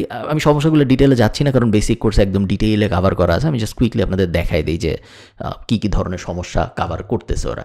যেমন ধরেন H1 যদি আমরা যাই, আমরা দেখতে পারবো যে এই পেজগুলায় H2 নাই, ঠিক আছে? সো H1 আছে বাট H2 নাই। H1 H2 কী জিনিস আপনারা অলরেডি জানেন, আমি আর অত বিস্তারিত যাচ্ছি না। আমি যদি আবার বেসিকে আসি, ডুপ্লিকেট ডিটেলসের ভিতরে এখন এই মুহূর্তে কিছু আসে নাই, পুরো ওয়েবসাইটটা আসলে এই টুলটা ক্রল করতে পারে নাই। এই টুলটা জাস্ট প্রথম কিছু পেজ ক্রল করেছে, যেটা আমি আপনাদের একটু আগে বললাম যে ফ্রি ভার্সনে আসলে সব কিছু ক্রল করে না ওরা। সো ধরেন আমরা যদি পেজ স্পিড বোঝার চেষ্টা করি, পেজ স্পিডে সাধারণত দেখায় যে একটা পেজ কত তাড়াতাড়ি লোড হচ্ছে, এবং এটা আলাদা করেও দেখা যায়, আলাদা করে আমরা এখন দেখতেছি না। 200 স্ট্যাটাস কোড মানে হলো পেজটা ঠিকমতো লোড হচ্ছে। এই পেজটা যেমন এই যে emeralddiary.com/about, এইটার এই স্ট্যাটাসটা যদি আমরা দেখি, এটা কি বলতেছে যে এটা পার্মানেন্টলি মুভ হয়ে গেছে, রিডাইরেক্টেড হয়ে গেছে। সো আমরা একটু অ্যাবাউট এই ইউআরএলটা কপি করে আমরা এখানে এসে দেখি যে কী হয়েছিল আসলে ইউআরএলটা। আমরা অ্যাবাউট চাপ দিই, সো অ্যাবাউট পেজ কিন্তু এখানে লোড হচ্ছে, তাই না? এখানে অ্যাবাউট পেজ লোড হচ্ছে, কিন্তু আমাদের ওখানে বলতেছে অ্যাবাউট পেজ পার্মানেন্টলি মুভ হয়ে গেছে। সমস্যাটা আসলে কি? সমস্যাটা কি আমি জানি আপনারা হয়তো অনেকেই জানেন যে এখানে একটা স্ল্যাশ বিষয়ক সমস্যা আছে, বাট সমস্যা কি এবং সমাধান কি এটা অলরেডি বেসিক কোর্সে কভার করা আছে, এই জন্য আর করছি না। প্রত্যেকটা ইউআরএল আমরা দেখব যে কোন ইউআরএলের সমস্যা কি, প্রত্যেকটা এরর কোড আমরা দেখব যে কোন এরর কোডের ভিতরে প্রবলেম আছে এবং কোন এরর কোডটা আমাদের ফিক্স করতে হবে। ক্যানোনিক্যাল কি জিনিস, ক্যানোনিক্যালের দুইটা ইউআরএল সেম ক্যানোনিক্যাল হলে কি করতে হয়, পেজিনেশন কি ঠিক আছে নাকি, আমাদের রেফল্যাং এই ওয়েবসাইটের জন্য রেলেভেন্ট না, সো রেফল্যাং লাগবে না, এএমপিও আমাদের খুব একটা ম্যাটার করে না এই মুহূর্তে, সো এএমপি লাগবে না, স্ট্রাকচার্ড কোডও বেশিরভাগ সময় এই ওয়েবসাইটের ক্ষেত্রে ম্যাটার করবে না। সো মেইনলি আমরা যেটা দেখতে চাচ্ছি একদম মানে আপনি যদি স্ক্রিমিং ফ্রগই সহজ করে ইউজ করতে চান তাহলে আপনি যেটা করতে পারেন, এটা এভাবে টান না দিয়ে, আমি ভেবেছিলাম এখান থেকে এটা টান দেওয়া যায়, এখান থেকে আপনি টান দিতে পারবেন, টান দিয়ে আপনি একদম উপরে চলে যেতে পারবেন এবং সামারি দেখতে পারবেন আপনার পুরো প্রজেক্টের কী কী সমস্যা। সো 500 ইউআরএল ও ক্রল করছে, 500 ইউআরএলের মধ্যে একটা ইউআরএল ও ক্রল করতে পারে নাই। সো আমাদের কাজ হবে ঘাটাঘাটি করে দেখা যায় এটা কেন ক্রল করতে পারে নাই, সমস্যাটা কী ছিল। এরপরে আমরা ক্রল ডাটার ভিতরে আস্তে আস্তে আসবো, ইন্টারনাল ক্রল ডাটার ভিতরে এসে যে এই যে ইমেজগুলা, এই ইমেজগুলোর মধ্যে সমস্যা কী ছিল। আমরা যদি এই যে ইমেজে চাপ দেওয়ার সাথে সাথে কিন্তু বাম পাশে চেঞ্জ হয়ে গেছে এবং বাম পাশে আমাদের ইমেজের সব ডিটেল চলে আসছে এখানে, যে ইমেজের ভিতরে কি আছে না আছে, কি দিছি আমরা না দিছি ইত্যাদি ইত্যাদি। নিচে যদি আমরা নামি HTML সিকিউরিটি ইত্যাদি ইত্যাদি, আমি জাস্ট আপনাদের দেখানোর জন্য দেখাচ্ছি, বাট আমি টেকনিক্যাল অত ভিতরে যেতে চাই না কারণ অনেক ভিতরে আমরা গেছি। যেমন ধরেন এখানে একটা সমস্যা আমরা দেখতে পাচ্ছি, এক্সটার্নাল ক্লায়েন্ট এরর 4xx এবং 5xx এরর কী হয় এটা আমরা আগে বলছিলাম, আপনাদের আবার মনে করাই দিই। 4xx হলো সাইট লেভেল এরর আর 5xx হলো server level error. So 4xx এর সমস্যা কী হয়েছে, এই ওয়েবসাইটটার ইউআরএলটায় যেতে পারতেছে না এখন আর, তাই না। সো এই ওয়েবসাইটটার ইউআরএলটাকে, এটা কিন্তু আমাদের ওয়েবসাইট না, আমাদের ওয়েবসাইট ছিল emeralddiary.com। সো এই ওয়েবসাইটটার ইউআরএলটাকে আমরা আমাদের কোনো পেজ থেকে লিঙ্ক দিছি এবং ওই লিঙ্কটা এখন আর লোড হচ্ছে না। সো আমরা এখন ওই পেজটা খুঁজে বের করব, ওই পেজটায় যাব, যে হয় এই লিঙ্কটাকে নতুন কোনো লিঙ্ক দিয়ে রিপ্লেস করব অথবা ওই লিঙ্কটা রিমুভ করে দেব। এইভাবে মেইনলি আমরা প্রত্যেকটা পেজ ধরে ধরে ধরে ধরে ফিক্স করব। কোনো পেজের এই যে পেজ টাইটেলের মিসিংয়ে যদি আমরা যাই, আমরা দেখতে পারবো কোনোটা মিসিং নাই, বাট যদি মিসিং থাকতো তাহলে আমরা ফিক্স করার চেষ্টা করতাম। অনেকগুলো টাইটেল আমাকে দেখাচ্ছে যে ওভার 60 ক্যারেক্টার্স, 60 ক্যারেক্টারের বেশি যদি টাইটেল হয় তখন টাইটেল কিন্তু গুগলের কোনো একটা পেজে ঠিকমতো লোড হয় না। যেমন ধরেন আমি যদি একটু ব্যাকে এসে আপনাদের দেখাই, আর একটু ব্যাকে যদি আমি যাই, সো এই টাইটেলগুলো সব সুন্দর করে লোড হয়েছে, বাট কিছু কিছু সময় এই টাইটেল এখানে পুরোটা আসে না, হাফ এসে তারপর অফ হয়ে যায় বা হাফ এসে এখানে ভেঙে যায়, তার কারণ ওগুলো 60 ক্যারেক্টারের বেশি হয়ে গেছে। সো এখানে আমাকে দেখাচ্ছে 60 ক্যারেক্টারের বেশি কী কী টাইটেল আছে। সো আমরা এক এক করে প্রত্যেকটা ইউআরএলে যাবো এবং ওগুলোকে 60 ক্যারেক্টারের নিচে কমাবো। আবার আমাকে দেখাচ্ছে 30 ক্যারেক্টারের কম কী কী আছে, এত ছোটও তো আমরা চাই না, যেমন এই টাইটেলটা শুধু রিভিউজ, এই টাইটেলটা শুধু লাইফ, এই টাইটেলটা শুধু ট্রাভেল। আমরা ওই ইউআরএলগুলোয় যাবো এবং এই টাইটেলগুলো বড় করবো, এত ছোটো তো আমরা চাই না, তাই না। মেটা ডেসক্রিপশন মিসিং কোনগুলায় আছে, ক্যান মিসিং আছে, ওগুলো আমরা অ্যাড করার চেষ্টা করব। লিস্ট ধরে যদি আমি যাইতে থাকি আসতেই থাকবে এরর। আপনার কাজ থার্ড স্টেপে এসে একটা ওয়েবসাইটের সব এরর ফিক্স করা। তার কারণ এরর ফিক্স না করে অন পেজ এসইও শুরু করে কোনো মানে নেই, কারণ একটা ওয়েবসাইট যদি সুন্দর স্ট্রাকচার টেকনিক্যালি যদি একটা ওয়েবসাইট পারফেক্ট না হয় তাহলে গুগল এসে ক্রলই বা করবে কেন, গুগল এসে ইন্ডেক্সই বা করবে কেন, আর ওয়েবসাইট র্যাঙ্কই বা হবে কেন, তাই না। সো টেকনিক্যাল ফিক্স আমাদের থার্ড স্টেপ, টেকনিক্যাল ফিক্সই সবচেয়ে বেশি সময় যায় এবং ডিপেন্ডিং অন প্রজেক্ট 1 মাস, কখনো কখনো 2 মাস, কখনো কখনো 2.5 মাসও চলে যেতে পারে আপনার জাস্ট টেকনিক্যাল ফিক্স করতে করতে। এবং টেকনিক্যাল ফিক্সের একটা সমস্যা হলো নতুন নতুন প্রবলেম আসতে থাকে, যেহেতু ওয়েবসাইটটা বড় হইতে থাকে, নতুন পেজ অ্যাড হয়, নতুন কন্টেন্ট অ্যাড হয়, কিছু রিমুভ হয়, নতুন কিছু আসে, অনেক কিছু হয়। একটা রানিং বিজনেসে তো অনেক নতুন নতুন অ্যাডিশন হইতে থাকে ওয়েবসাইটে। যতই হবে ততই আপনি আবার পরের মাসে যখন টেকনিক্যাল অডিট করবেন নতুন ইস্যু পাবেন, ওগুলো আবার ফিক্স করবেন, পরের মাসে আবার করবেন, আবার নতুন ইস্যু পাবেন। বাট ফার্স্ট 2-3 মান্থে বড় ইস্যুগুলো সলভ হয়ে যায় এবং তারপরে জাস্ট অনগোয়িং ইস্যু সলভ হতে থাকে। সো থার্ড স্টেপ ছিল আপনার টেকনিক্যাল সব ইস্যু আইডেন্টিফাই করা এবং টেকনিক্যাল সব ইস্যু ফিক্স করা। টেকনিক্যাল ইস্যু আইডেন্টিফাই কিভাবে করে এবং টেকনিক্যাল ইস্যু ফিক্স কিভাবে করে এটা নিয়ে আমার ইউটিউবে অডিট এবং অডিট ফিক্স নিয়ে আলাদা ভিডিও আছে, যেখানে শুধুমাত্র এই টেকনিক্যাল সাইডের জিনিসটা নিয়ে, যে কিভাবে আমরা একটা সাইটের টেকনিক্যাল অডিট পুরাটা করব এবং তারপরে ওই পুরো টেকনিক্যাল অডিটের সব কিছু কীভাবে আমরা রিপোর্টে সাজাবো এবং তারপরে কীভাবে ফিক্স করবো, এটা তো আপনি বড় এসইও কোর্সটায় দেখছেনই। সো এই 3টা জিনিস পুরোপুরি আমাদের ফাইনালাইজ করতে হবে, টেকনিক্যাল ফিক্স না করে আমরা পরের স্টেপে যাব না। আরেকটা জিনিস আমি আপনাদের কুইকলি দেখে, যেটা অনেকেই ভুলে যান করতে, সেটা হলো যখন আপনি একটা পেজের কোনো একটা কিছু ঠিক করবেন তখন আপনার গুগলকে বলতে হবে এই পেজটা আবার এসে ক্রল করতে। ক্রল করা মানে হলো গুগল একটা বট আছে, গুগল বট, ওই বটটা আবার এসে নতুন করে পেজটা দেখে যায়। কারণ ধরেন কথার কথা মেটা ডেসক্রিপশন মিসিং, সো এই পেজগুলো মেটা ডেসক্রিপশন মিসিং, ঠিক আছে। সো এই পেজটা আমি কপি করলাম, কপি করে আমি এখানে এসে পেজটা পেস্ট করলাম। এখন এই পেজের তো মেটা ডিসক্রিপশন মিসিং, আমি ধরেন আবার মেটা ডিসক্রিপশন যুক্ত করলাম এই পেজের ভিতরে, খুবই ভালো, যুক্ত করলাম। এখন এই যে আমি মেটা ডিসক্রিপশন যুক্ত করছি, এটা গুগল কি জানে? গুগল তো জানে না। গুগলকে কি আমরা ওয়েট করবো গুগল আসার জন্য? গুগল কবে আসবে কেউ জানে না এটা জানতে। সো আমরা যেটা করবো, আমরা ওই সার্চ কনসোলে যাব, সার্চ কনসোলে যে এইখানে এই ইউআরএলটা পেস্ট করব, পেস্ট করে আমরা গুগলকে বলবো রিকোয়েস্ট ইন্ডেক্সিং। মানে হলো এই পেজটার ভিতরে আমি একটা জিনিস চেঞ্জ করছি, আমি হয়তো মেটা ডিসক্রিপশন যুক্ত করছি, কিছু অ্যাড করছি, কিছু রিমুভ করছি, এই পেজটা আমি আগের থেকে আর একটু ভালো করছি গুগলের দৃষ্টিতে। সো আমরা গুগলকে বলছি তুমি এসে এই পেজটা আরেকবার দেখো। যখনই আপনি কোনো পেজে কোনো কিছু পরিবর্তন করবেন, আপনি সাথে সাথে সার্চ কনসোলে এসে ওই পেজটা আবার ইন্ডেক্সের রিকোয়েস্ট দিবেন, মাস্ট। ওকে, ঠিক আছে। So technical audit and technical fixes আমাদের শেষ হয়ে গেল। এরপর আমরা পরের স্টেপে চলে যাব, যেটা হলো অন পেজ অ্যানালাইসিস। আচ্ছা, আমাদের টেকনিক্যাল অডিট করা শেষ এবং টেকনিক্যালি ওয়েবসাইটটা মোটামুটি সর্টেড আমরা ধরে নিচ্ছি, কারণ আমরা 1 মাস বা 1.5 মাস সময় নিয়ে, ছোট ওয়েবসাইট যদি হয় তাহলে 1 সপ্তাহ বা 1.5 সপ্তাহ সময় নিয়ে ওই ওয়েবসাইটটা টেকনিক্যালি পুরোপুরি সর্ট করে ফেলছি। টেকনিক্যালি মেজর আর কোনো সমস্যা নাই ওই ওয়েবসাইটের ভেতরে। টেকনিক্যালি সব কিছু সলভ করে ফেললে কি ওই ওয়েবসাইটের র্যাঙ্কিং ইমপ্রুভ করবে?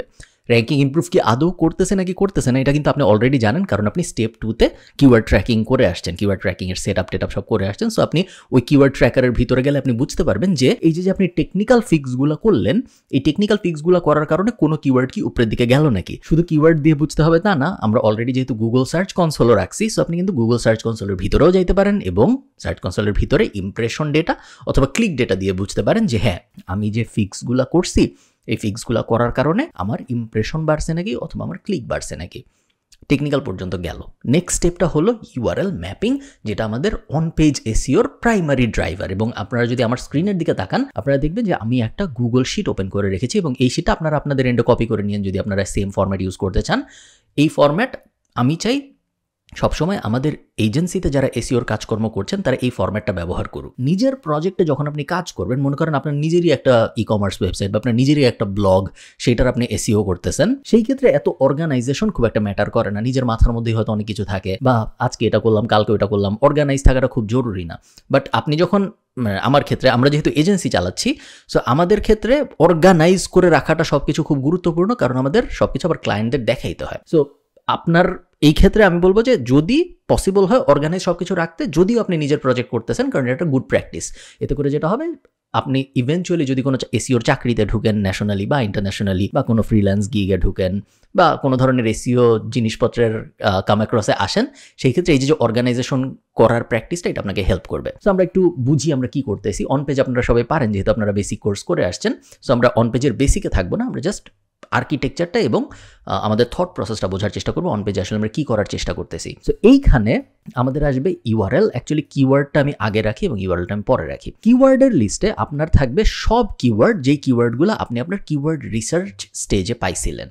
সো ধরেন কথার কথা, আমাদের কিওয়ার্ড রিসার্চ স্টেজে ধরেন আমরা পেয়েছি, আমি একটা কিওয়ার্ড নেই তাহলে আপনাদের বোঝাতে সুবিধা হবে আমার। মনে করেন আমি পেয়েছিলাম, ধরেন কথার কথা এইটা আমার ওয়েবসাইট emeralddiary.com, এবং সো এইটা একটা ক্লায়েন্ট আমাকে দিছে এই ওয়েবসাইটে দিয়ে বলছে হ্যাঁ এটা তুমি র্যাঙ্ক করাও, আমার বিজনেস দরকার। সো এই ওয়েবসাইটের একটা কিওয়ার্ড ধরেন আমি আমার কিওয়ার্ড রিসার্চ করে, যেভাবে আমরা কিওয়ার্ড রিসার্চ করা শিখেছি যে একটা কিওয়ার্ড হলো Irish pick up lines. So আমি যে 100 বা 150 কিওয়ার্ডের লিস্ট করছি, ওই লিস্টটার মধ্যে একটা হবে Irish pick up lines. First step হলো আপনার ওই 100 কিওয়ার্ড বা 150 কিওয়ার্ডের লিস্টটা এই কলামেতে পুরোপুরি পেস্ট করে দেওয়া, ঠিক আছে। সেকেন্ড কাজ হলো এই কিওয়ার্ডটার জন্য আমি ওয়েবসাইটের কোন ইউআরএলটা র্যাঙ্ক করতে চাই সেই ইউআরএলটা এখানে পেস্ট করা। একটা ওয়েবসাইটে তো অনেক পেজ থাকে, সব পেজ তো আমরা সব কিওয়ার্ডের জন্য র্যাঙ্ক করাইতে চাই না। ধরেন আমরা যদি আবার বিড়ালের খাবার .com এর এক্সাম্পলটায় যাই, মানুষ যখন ক্যাট ফুড লেখে সার্চ দিবে, আমার ওয়েবসাইটে তো ধরেন 1000 পেজ আছে, ক্যাট ফুড লেখে সার্চ দিলে আমার কোন পেজটা আসলে আসা উচিত? আমার হোম পেজটা কি আসা উচিত, নাকি একটা স্পেসিফিক ক্যাট ফুড ব্র্যান্ডের পেজটাই আসা উচিত, নাকি আমার অ্যাবাউট আস পেজটা আসা উচিত, নাকি আমার কন্ট্যাক্ট আসা উচিত, নাকি আমার ক্যাট ফুডের ক্যাটাগরি পেজ যেখানে সব ক্যাট ফুডের লিস্ট আছে ওইটা আসা উচিত? সো কোন কিওয়ার্ডের জন্য আমার ওয়েবসাইটের কোন পেজ আসবে এটা প্রাইমারিলি আইডেন্টিফাই করি আমরা ইউআরএল ম্যাপিং দিয়ে। সো আপনি এই কিওয়ার্ডটার জন্য আমার ওয়েবসাইটের ইউআরএল কোনটা আসবে এটা আমার বুঝতে হবে। এটা সাধারণত বোঝার অনেক উপায় আছে। সবচেয়ে সহজ উপায় যেটা, সেটা হলো দেখা যে গুগল ইতিমধ্যেই কোন ইউআরএলটাকে প্রেফার করতেছে এই কিওয়ার্ডটার জন্য। তো আমি কিওয়ার্ডটা লিখে গুগলে সার্চ দিব এবং তারপরে আমার যে ক্লায়েন্টের জন্য কাজ করতেছি আমি ওই ক্লায়েন্টের নামটা অ্যাড করে দিব। তো বোঝা যাচ্ছে যে এই কিওয়ার্ডটাকেই, এই ইউআরএলটাকেই গুগল ফোকাস করতেছে ওই পার্টিকুলার কিওয়ার্ডটার জন্য। আমি ইউআরএলটা কপি করলাম, কপি করে আমি এখানে এসে এই ইউআরএলটা পেস্ট করে দিলাম। অনেক সময় গুগলে আপনার ইউআরএল থাকবেই না, যদি নতুন ওয়েবসাইট হয় তাহলে গুগল কোনোটাই প্রেফার করতেছে না। তখন আপনি নিজে ওয়েবসাইটের ব্যাক এন্ডে যাবেন, যে অ্যানালাইজ করে বোঝার চেষ্টা করবেন যে এই ওয়েবসাইটের কোন পেজটা আমার এই কিওয়ার্ডের জন্য একটা পারফেক্ট ম্যাচ। এই কিওয়ার্ডটা লিখে যখন কেউ সার্চ দিবে গুগলে, তখন যদি এই পেজটা আমি দেখাই তাহলে কাজ হবে। কাজটা কি, ওই মানুষটা যে ওই ওয়েবসাইটে আসলো সে কনভার্ট হবে। যদি এরকম পেজ না থাকে সেক্ষেত্রে আমরা ব্ল্যাঙ্ক রাখবো এবং ওই পেজটা আমাদের নতুন করে বানাইতে হবে। ওকে, এরপরে এখন আমরা এভাবে পুরো 100 কিওয়ার্ডের জন্য 100টা ইউআরএল বসবে। কখনো কখনো 2-3টা কিওয়ার্ডের জন্য একই ইউআরএল বসতে পারে।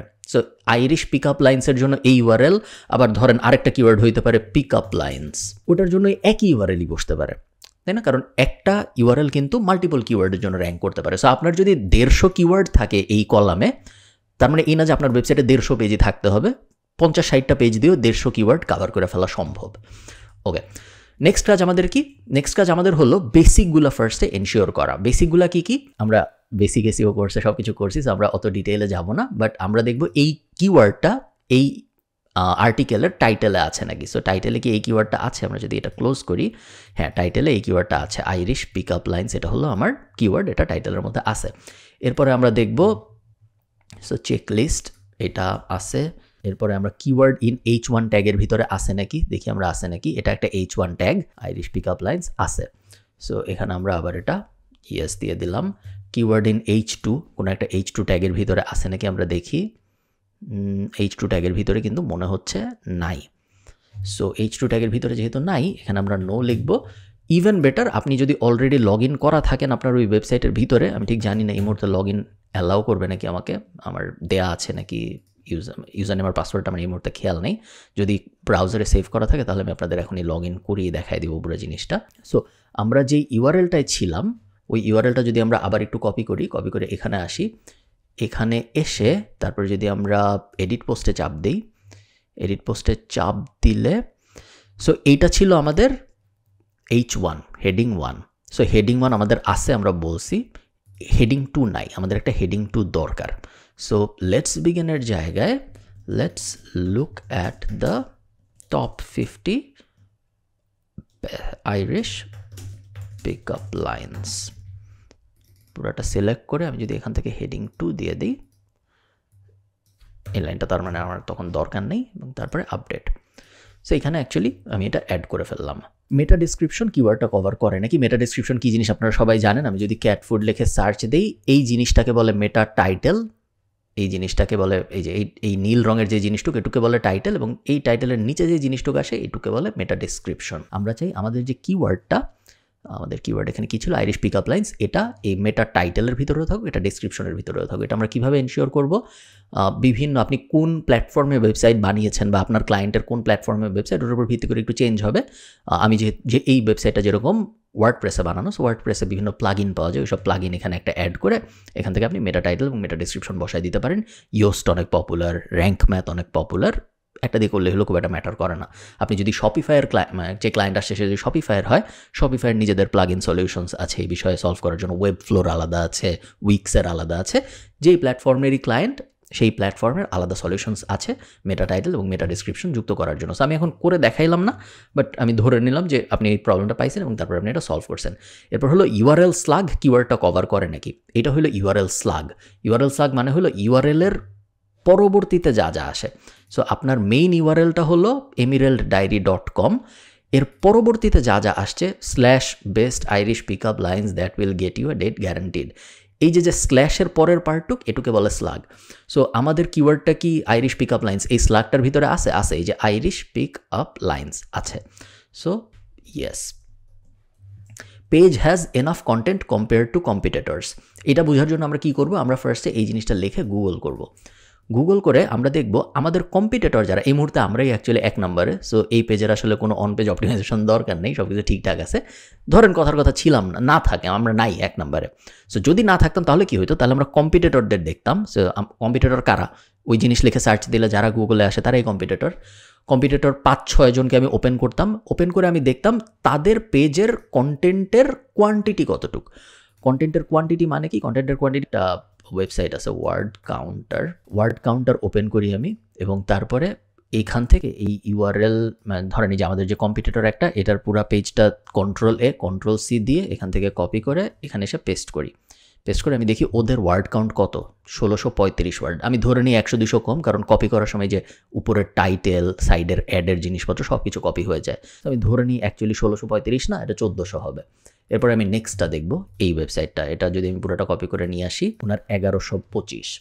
এরপরে যদি আমি এটা কপি করে নিয়ে আসি, তাহলে এটার হলো 1400। সো অন অ্যাভারেজ আপনি ধরে নিতে পারেন 1200 ওয়ার্ডের মতো যদি থাকে আমাদের পেজে, তাহলে আমরা সেফ। এখন আমরা দেখি আমাদের কত আছে, আমাদের অ্যাকচুয়ালি আছে 800। কীভাবে দেখলাম? এই যে এই কোনায় দেখা যায় 759, সো 800, তার মানে আমাদের কম আছে। আমরা বেস্ট হয় এই আর্টিকেলটায় আরও 400 ওয়ার্ড যুক্ত করলে, বাট আমরা কেন করব না? তার কারণ আমাদের অলরেডি প্রথম পেজে আছে এই কিওয়ার্ডটা, প্রথম পেজের একদম টপ পজিশনে আছে, সো এটার মধ্যে আর কোনো অপটিমাইজেশন করার গুরুত্ব নেই। অনেক সময় পুরোপুরি সব কিছু 100% না করেও আপনি প্রথম পেজে চলে আসবেন, কারণ আপনার অন্যান্য সিগন্যালগুলো স্ট্রং।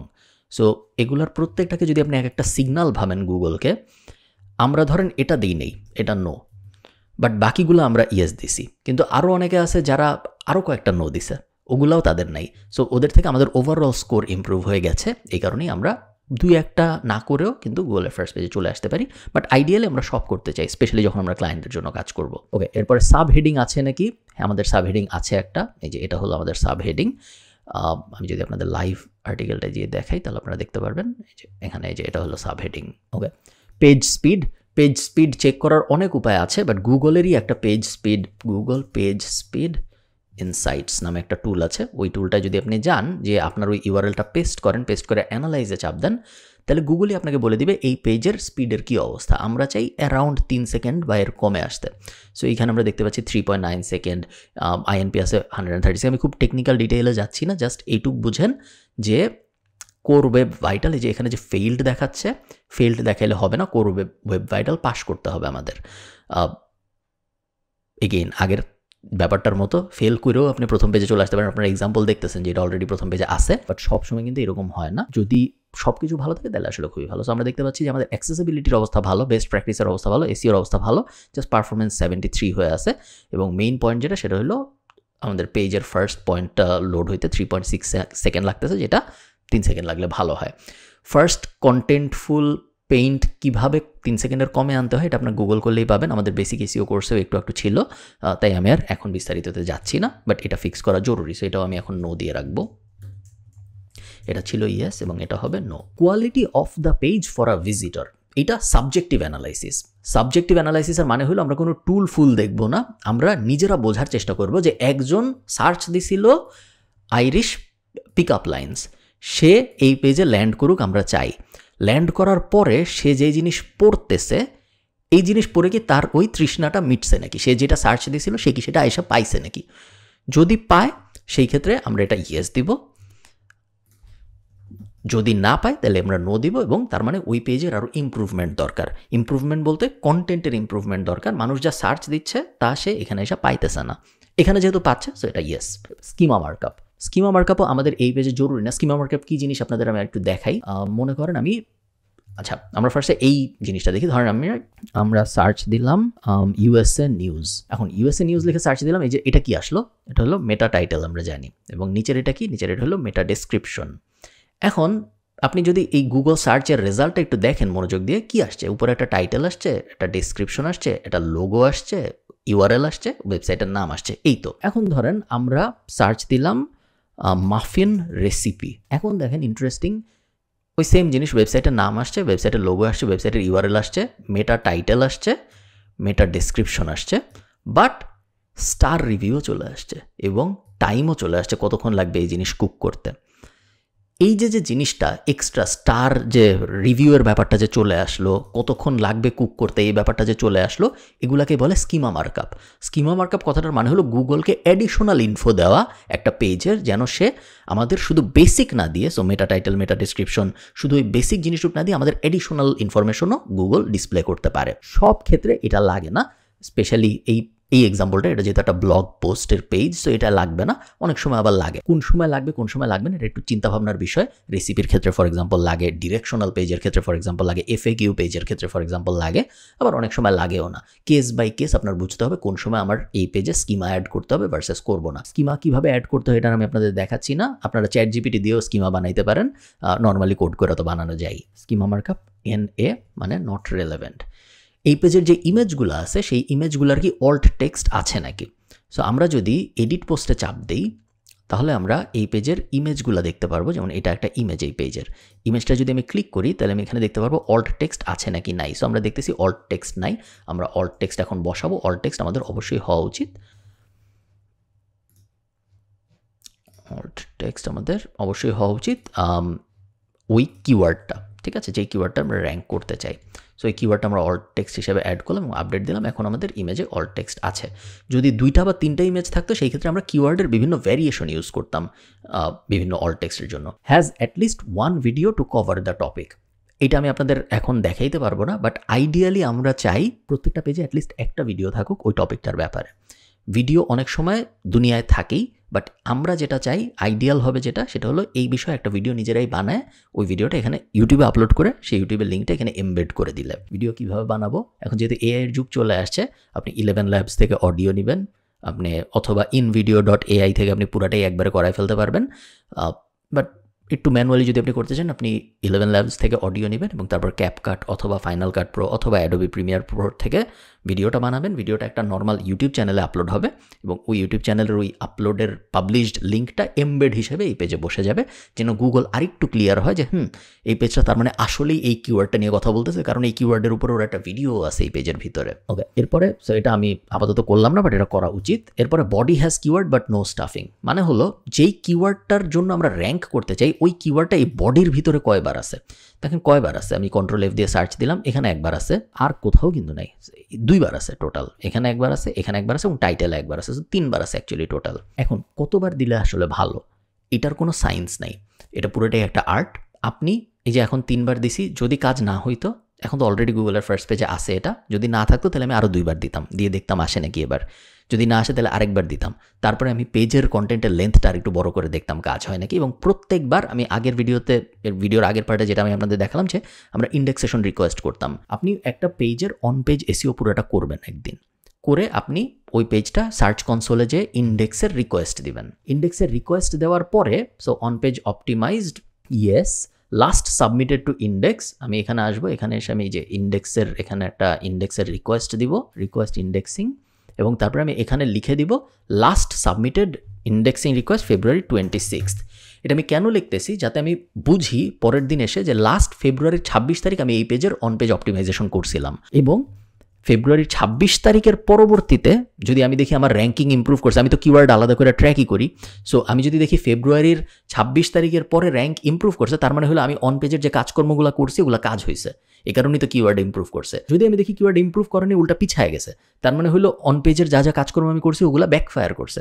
সো তখন আমি আবার আস্তে আস্তে পিছনে ফেরত যাবো, যা করছিলাম ওগুলো আবার রিভার্ট করে অরিজিনালটায় ফেরত যাবো, কারণ আমি যে অন পেজের কাজ করছি ওগুলো কাজ করে নাই। যদি আমি দেখি কোনো চেঞ্জই আসে নাই 2 সপ্তাহ পর বা 1.5 সপ্তাহ পর, তখন আমি আরও অন পেজ SEO করবো। কিভাবে? তখন আমি আরও কন্টেন্ট অ্যাড করবো, যেটা আমি একটু আগে বলতেছিলাম, কিওয়ার্ড ডেন্সিটি বাড়াবো, কিওয়ার্ডের ঘনত্ব বাড়াবো, টাইটেলের জায়গায় হেডিংয়ের জায়গায় আরেকটা হেডিং যুক্ত করব, কন্টেন্টের লেন্থ বড় করব, ইমেজ অ্যাড করব, আরও ভিডিও অ্যাড করব, আরও ইন্টারনাল লিঙ্ক অ্যাড করব, আরও এক্সটার্নাল লিঙ্ক অ্যাড করব, যাতে করে সেকেন্ড অ্যাটেম্প্ট একটা নিতে পারি। আবার আমরা অন পেজ SEO দিয়ে গুগলকে কনভিন্স করার যে আবার আসো, আবার চেক করো, আমি আবার চেঞ্জ করছি, এইবার দেখো আমাকে প্রথম পেজে তুমি আনতে পারো নাকি। এবং এই জিনিস আপনি কন্টিনিউয়াসলি করতেই থাকবেন প্রত্যেকটা পেজের জন্য, যতক্ষণ পর্যন্ত না আপনার ওই পুরো 150 পেজের অন পেজ অপটিমাইজেশন শেষ হয়। এরকম বেসিক একটা ওভারভিউ।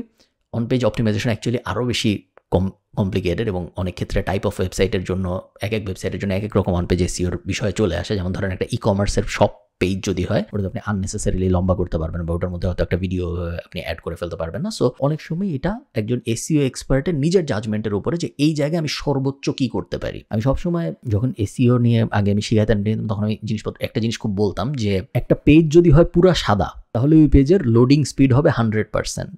ওই পেজ একদম গুলির মতো লোড হবে, কারণ ওই পেজে কিছু নাই, ওটা একটা সাদা পেজ। একজন গাধা এসইও এক্সপার্ট যে সে একটা সাদা পেজই ক্লায়েন্টকে দেখা বলে, দেখো আমি তোমার লোডিং স্পিড 100 করে ফেলছি, তোমার এই পেজ এখন গুলির মতো লোড হয়। বাট যার মাথায় বুদ্ধি আছে সে জানে যে যদিও এই পেজ এখন গুলির মতো লোড হয়, এই পেজ দিয়ে আসলে আমার কিছু হবে না, কারণ এই পেজে এখন আর কিছু নাই। সো অনেক সময় এই যে চেক বক্স মেন্টালিটি, যে আমি মেটা টাইটেল দিছি, আমি মেটা ডিসক্রিপশন দিছি, আমি ইমেজে অল্ট টেক্সট বসাইছি, আমি ইউআরএল স্ল্যাগ ঠিক করছি, চেক বক্স মেন্টালিটি যেটা, ওইটার কারণে এসইওরা তাদের মাথা ঠিক মতো কাজ করে না, এসইও এক্সপার্টরা। তো তারা ক্লায়েন্টকে যে বোকার মতো বলে বসে যে আমি এই যে এই 12টা জিনিস ফিক্স করছি, দেখো এগুলো আমি চেক বক্স এগুলো সব করে ফেলছি। ক্লায়েন্ট তাকে মেইন যে জিনিস, আমার কি লাভ হয়েছে তাতে, আমার কি র্যাঙ্কিং বাড়ছে, আমার কি ট্রাফিক বাড়ছে, আমার কি বিক্রি বাড়ছে, তুমি যা মন চাই করছো তাতে আমার কি যায় আসে, আমার কিছু যায় আসে না। তো ওই ব্যাপারটা আপনার বুঝতে হবে, চেক বক্স মেন্টালিটিতে আমরা কখনো থাকবো না। অন পেজ এসইও যখন আপনার শেষ হবে, অন পেজ এসইও আপনার একটা এসইও ক্যারিয়ারে, একটা যে কোনো একটা ওয়েবসাইটের এসইও যখন আপনি করতেছেন, on page SEO text the most time, এবং অন পেজ এসইও রেয়ারলি শেষ হয়, খুব কমই শেষ হয়।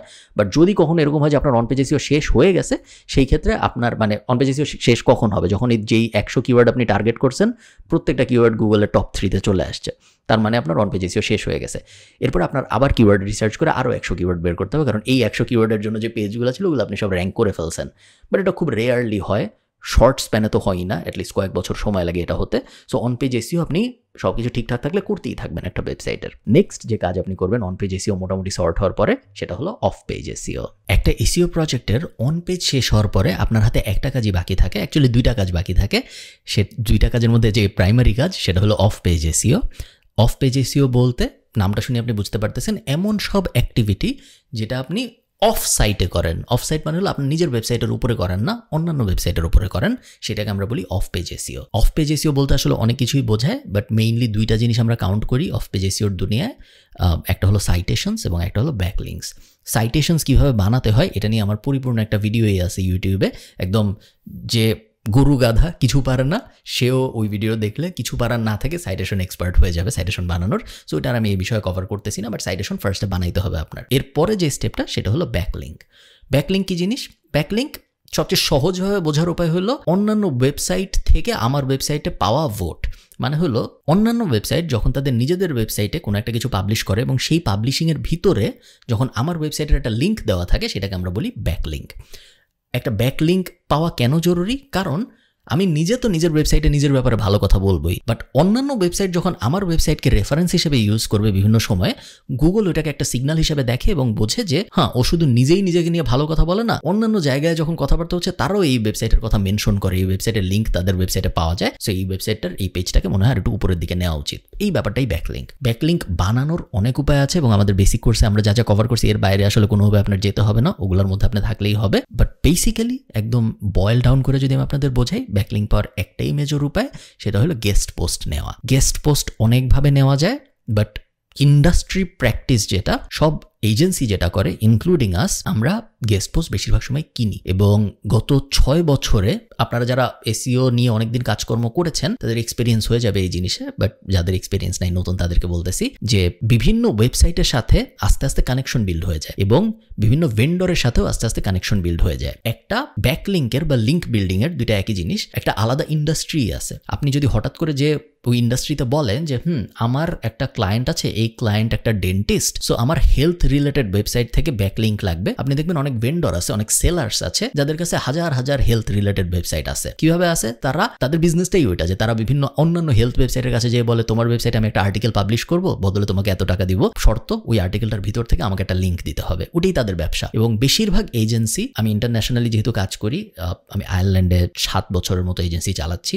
আয়ারল্যান্ডে আমি অনেক এজেন্সি ওনারদের চিনি, ইউকেতে আমি অনেক এজেন্সি ওনারদের চিনি, পুরো ইউরোপিয়ান মার্কেটেই আমি যেহেতু অনেক কাজ করি, ইউরোপিয়ান মার্কেটের অনেক এজেন্সির সাথে আমার রেগুলার কথা হয়। সবাই সেম প্রসেস ফলো করে, সবাই লিঙ্ক কেনে এইসব লিঙ্ক ভেন্ডরদের কাছ থেকে। আপনি যদি কিনতে না চান সেই ক্ষেত্রে আপনি কি করতে পারেন? সেই ক্ষেত্রে আমিও রেকমেন্ড করবো অ্যাকচুয়ালি কিনতে, কারণ আমরা নিজেরাও কিনি। বাট আপনি যদি কিনতে না চান সেক্ষেত্রে আপনি কি করতে পারেন? সেই ক্ষেত্রে আপনি গুগলে যে হেলথ রিলেটেড, মনে করেন ডেন্টিস্ট আপনার ক্লায়েন্ট, একটা হেলথ রিলেটেড গুগলে যে 1000 ওয়েবসাইটের একটা লিস্ট খুঁজে বের করলেন আপনি, এক এক করে গুগলে সার্চ দিয়ে লিস্ট সাজাইলেন। প্রত্যেকটা ওয়েবসাইটের সাথে আপনি যোগাযোগ করবেন, এক এক করে জিজ্ঞেস করবেন যে তোমার ওয়েবসাইটে কি আমি একটা গেস্ট পোস্ট পাবলিশ করতে পারি নাকি, তোমার ওয়েবসাইটের কোনো একটা কিছু, তোমার ওয়েবসাইটে আমি কীভাবে কন্ট্রিবিউট করতে পারি, তুমি কি অথর পোস্ট অ্যাকসেপ্ট করো নাকি, ইত্যাদি ইত্যাদি। এবং কোনো না কোনোভাবে ওই 10,000-এর মধ্যে থেকে চেষ্টা করতে হবে আপনার কিছু ব্যাকলিঙ্ক বের করে নিয়ে আসার। ব্যাকলিঙ্কের আরও অনেক উপায় আছে, যেমন আমরা জানি যে হারো রিপোর্টারদের হেল্প করলে অনেক সময় রিপোর্টাররা আমাদেরকে সোর্স হিসেবে মেনশন করে যখন তারা নিউজ পাবলিশ করে, ওটা একটা। এরকম আরও টুকটাক অনেক মেথড আছে ব্যাকলিঙ্কের, বাট লাইক 90% অফ দ্য টাইমে ব্যাকলিঙ্ক বলতে মূলত গেস্ট পোস্টকে বোঝানো হয় আপনার সাইটেশন শেষ করার পরে। ব্যাকলিঙ্কটা কোন পেজে যাবে, আপনার ওয়েবসাইটে তো অনেক পেজ আছে, তার মধ্যে কোন পেজে আসলে আপনি ব্যাকলিঙ্কটা পাঠাবেন, সেই পেজেই আপনি ব্যাকলিঙ্কটা পাঠাবেন যেই পেজটা অন পেজ এসইও করার পরেও কিওয়ার্ডটা উপরের দিকে উঠতেছে না। যেই পেজটা অলরেডি ভালো র্যাঙ্ক করে আছে কোনো একটা কিওয়ার্ডের জন্য, ওই পেজে তো আর ব্যাকলিঙ্ক পাঠায় কোনো লাভ নেই। যেমন আমরা একটু আগে যে এক্সাম্পলটা দেখতেছিলাম আইরিশ পিকআপ লাইন্স, ওই পেজটায় আমি কখনোই ব্যাকলিঙ্ক পাঠাবো না, কারণ ওটা অলরেডি আইরিশ পিকআপ লাইন্স লিখে সার্চ দিলে গুগলের ফার্স্টে চলে আসে। ওইটা যদি গুগলের ফার্স্ট পেজে না থেকে গুগলের 6 নম্বর পেজে থাকতো এবং আমি যতই অন পেজ এসইও করি ওটার আগায় না, তখন আমি ব্যাকলিঙ্ক ইউজ করতাম ওটাকে পুশ করার জন্য। ব্যাকলিঙ্ক সবসময় লাস্ট স্টেপ হয় আমাদের কোনো কিছু পুশ করার জন্য, তার কারণ ব্যাকলিঙ্ক কস্টলি এবং ব্যাকলিঙ্কের সময় বেশি লাগে, সেই কারণে ওটা আমরা লাস্ট স্টেপ হিসেবে ইউজ করি। লাস্ট আমি একটা ব্যাপার বলে এই পুরো কোর্স শেষ করব, সেটা হলো একদম শুরুতে আমি যে জিনিসটা আপনাদের বলছিলাম যে এসইও এমন একটা জিনিস যেটা সারা জীবন আপনি নিজে নিজেই শিখতে থাকবেন, বাট এসইও এমন জিনিস না যে আগামী বছর যে আপনার মনে হবে যে এখন অনেক নতুন ইনফরমেশন আসছে, আমার তো আরেকটা কোর্স লাগবে এখন এসইও বোঝার জন্য। ব্যাপারটা একদমই ওরকম না। তাহলে তো ধরেন ডাক্তার যারা, তাদের আবার 2 বছর পর এমবিবিএস করতে হইতো, কারণ মেডিকেলে তো নতুন নতুন জিনিসপত্র আসতেছে, নতুন নতুন টুল আসতেছে, নতুন নতুন মেডিকেল স্ট্র্যাটেজি আসতেছে। আগে এমআরআই মেশিন ছিল না একসময়, তারপরে আসছে একসময় পেনিসিলিন ছিল না, তারপরে আসছে সার্জারির অনেক পদ্ধতি পরে আসছে, আগে আসেনি। কিন্তু প্রত্যেকবার যখন একটা নতুন পদ্ধতি আসছে তখন কি সবাই যে আবার এমবিবিএস করছে? করে নাই। তারা অলরেডি তাদের বেস জানে, তারা অলরেডি ইন্ডাস্ট্রিটা বুঝে, তারা জাস্ট নতুন জিনিসগুলো নিজে নিজেই শিখছে। কখনো কখনো নতুন জিনিসগুলো শেখার জন্য এক্সপেরিমেন্ট করতে হয়েছে, কখনো বড় একটা সার্জন করছে, পাশে ছোট সার্জনরা দাঁড়ায় দাঁড়ায় দেখছে কিভাবে করে, ওভাবেই তারা আস্তে আস্তে আগাইছে। বাট তারা যায় আবার এমবিবিএস করে নাই। একইভাবে 2 বছর পরে যে 2030 সালে এসে, 2040 সালে এসে, 2050 সালে এসে অনেক কিছু বদলায় যাবে, নতুন টুল আসবে, নতুন এই হবে, নতুন সেই হবে, ইত্যাদি ইত্যাদি। তখন কি আপনার আবার আরেকটা এসইও কোর্স করা লাগবে? না, আপনার আর কখনোই এসইও কোর্স করা লাগবে না। আপনি আমাদের যে বেসিক কোর্স এবং যে আজকের ভিডিও, এই দুইটার কম্বিনেশন যদি আপনি ভালো মতো বুঝে থাকেন, একদম অ্যাকচুয়ালি বুঝে থাকেন, সেই ক্ষেত্রে আপনি জাস্ট নিজে অ্যাডাপ্ট করতে থাকবেন পুরো ব্যাপারটার সাথে। আপনি নিজে নিজেই শিখতে থাকবেন, নিজে নিজে আগাইতে থাকবেন। যত বড় গুরু এসে, যত বড় মহা এক্সপার্ট এসে আপনাকে বলুক যে না আরেকটা এসইও কোর্স আমি তোমার করাচ্ছি, তাহলে তুমি সব বুঝে যাবা, কোনো দরকার নেই। ওকে। এবং আরেকটা কথা হলো যে there are different ways to skin a cat. So different উপায়ে মানুষ এসইও করে। কোনোটা যে একদম ঠিক, কোনোটা একদম ভুল এরকম না। কোন কাজটা ঠিক ভার্সেস কোন কাজটা ভুল, এটার একমাত্র বোঝার উপায় হলো কিওয়ার্ড ফার্স্ট পেজে আসছে নাকি আসে নাই, ইমপ্রেশন এবং ক্লিক বাড়ছে নাকি বাড়ে নাই। যদি এই দুইটা হয়ে থাকে তাহলে সে যেই প্রসেস ফলো করছে সেটা ঠিক আছে। যদি এই দুইটা না হয়ে থাকে তাহলে সে আগা আমগা যত কিছুই বুঝাক, যত বড় এক্সেল ফাইলের কুতুবি সে হোক, তাকে দিয়ে কিছু যায় আসবে না, কারণ সে অর্গানাইজ করছে। এই জিনিস আমি অনেক দেখি, ধরেন সেম জিনিস আমি হয়তো আপনাকে 2 মিনিটে বুঝাইলাম, একজন সেটা 3 ঘন্টা ধরে বিভিন্ন অ্যানালাইসিস করে বুঝাবে। দিন শেষে আপনি দেখবেন তার কোনো কিওয়ার্ড র্যাঙ্কই করে না, কিন্তু সে 3 ঘন্টার অ্যানালাইসিস দিয়ে সহজ একটা জিনিসকে কমপ্লিকেট করে 10 পেজের সামারি বানায়, এরকম করে কোর্স বড় করার জন্য বিভিন্ন মানুষ এইসব জিনিসপত্র করে, বাট ওগুলো অ্যাকচুয়ালি জরুরি না। লাস্ট কথা, যেটা আমি আপনাদের একদম ভিডিও শুরুতে প্রমিস করছিলাম, যে এসইও ইন্ডাস্ট্রিতে যদি আপনি কাজ করতে চান একদম নিশ্চিতভাবে, তাহলে আপনি কি করতে পারেন। আপনি যদি নিচে একটা লিঙ্ক দেওয়া থাকবে আমাদের এই ভিডিওর ডেসক্রিপশনে, ওই লিঙ্কে যদি যান আপনি একটা ভিডিও পাবেন, আরেকটা ভিডিও, যে ভিডিওতে আমি এক্সপ্লেইন করেছি যে কিভাবে আপনি আমার সাথে অ্যাকচুয়ালি কাজ করতে পারেন। আমার সাথে কাজ বলতে হয় আমাদের এজেন্সিতে একজন এসইও এক্সপার্ট হিসেবে কাজ করা, অথবা নিজে একটা বিজনেস শুরু করা আপনার দিক থেকে, যেটা আমি ইনভেস্ট করব। ওই জিনিসে যদি আপনি আগ্রহী থাকেন তাহলে ডেসক্রিপশনে লিঙ্ক দেওয়া থাকবে, লিঙ্কে আরেকটা ভিডিও থাকবে বড়, ওই ভিডিও দেখে আপনি ঠিক করেন আপনি ওই জিনিস করবেন নাকি করবেন না। জোর জবরদস্তি নেই, ইচ্ছা হইলে করলেন না, ইচ্ছা হইলে করলেন না, পুরোটাই আপনার ইচ্ছা। এটা একটা উপায়। সেকেন্ড, ট্র্যাডিশনালি আমি যেটা রেকমেন্ড করবো সেটা হলো নিজের কিছু ওয়েবসাইট বানাতে। এত এসইও জ্ঞান দিয়ে কোনো লাভই হবে না যদি আপনি নিজের মতো করে 2-3টা ওয়েবসাইট না বানায়, প্র্যাকটিস না করেন, অ্যাটলিস্ট 2টা, আরও বেশি হলে আরও ভালো। নিজে ওয়েবসাইট বানায় নিজে র্যাঙ্ক করার চেষ্টা করার যে প্রসেসটা, ওই প্রসেসটা আসলে অনেক কিছু শেখা যায়। ওটা রিপ্লেসেবল না কিছু ভিডিও দিয়ে দেখে বা কিছু ক্লায়েন্টের কাজ করে। এবং আইডিয়াল প্রোগ্রেশন হলো, ফার্স্টে আমি এসইও শিখলাম 2টা ভিডিও থেকে, বড় বেসিক ভিডিওটা এবং আজকের ভিডিওটা। এরপরে আমি নিজের 2টা ওয়েবসাইট দাঁড় করালাম, যে ওয়েবসাইটগুলো আমি এসইও করে বিভিন্ন কিওয়ার্ডের জন্য ওই ওয়েবসাইটগুলোকে র্যাঙ্ক করানোর চেষ্টা করলাম। এটা হলো সেকেন্ড স্টেপ। থার্ড স্টেপ হলো গিয়ে, যখন ওই র্যাঙ্কটা হয়েছে, ওই র্যাঙ্কের এক্সাম্পল ব্যবহার করে হয় কোনো একটা মার্কেটে কাজ করা। সো আমি রেকমেন্ড করি অ্যাকচুয়ালি ফ্রিল্যান্সিং টাইপ জিনিসপত্রের দিকে না যাইতে। আমি রেকমেন্ড করি চাকরি করতে, ফ্রিল্যান্সিংও চাকরি, বাট আমি রেকমেন্ড করি একজনেরই চাকরি করতে। ফ্রিল্যান্সিং যেরকম একসাথে 20 জনের চাকরি করা, ওটা না। আমি চাই আপনি একজনেরই চাকরি করেন, হোক সেটা রিমোট, হোক সেটা কোনো একটা অফিসে যেয়ে ফার্স্টে শিখলাম, এরপরে নিজের প্রজেক্ট বানাইলাম, এরপরে কোনো একটা জায়গায় যেয়ে চাকরি করলাম। এই 3টা জিনিস যদি আপনি 1 বছর বা 1.5 বছর পর্যন্ত করেন, আপনি ভালো একজন এসইও এক্সপার্ট হয়ে যাবেন বলে আমি বিশ্বাস করি। ভালো থাকেন সবাই। আশা করি এই ভিডিওটা কাজে আসবে আপনাদের। আশা করি এই ভিডিওটা হেল্পফুল হবে। যদি ভালো লেগে থাকে এবং আপনারা যদি চান আমি আরো টিউটোরিয়াল বানাই, আমি খুব একটা টিউটোরিয়াল বানাই না আমার ইউটিউব চ্যানেলে, বাট আপনারা যদি চান আমি আরো টিউটোরিয়াল বানাই, আমাকে অবশ্যই কমেন্টে জানাবেন। আমি চেষ্টা করবো তাহলে আরো টিউটোরিয়াল বানাতে। ভালো থাকেন, টাটা।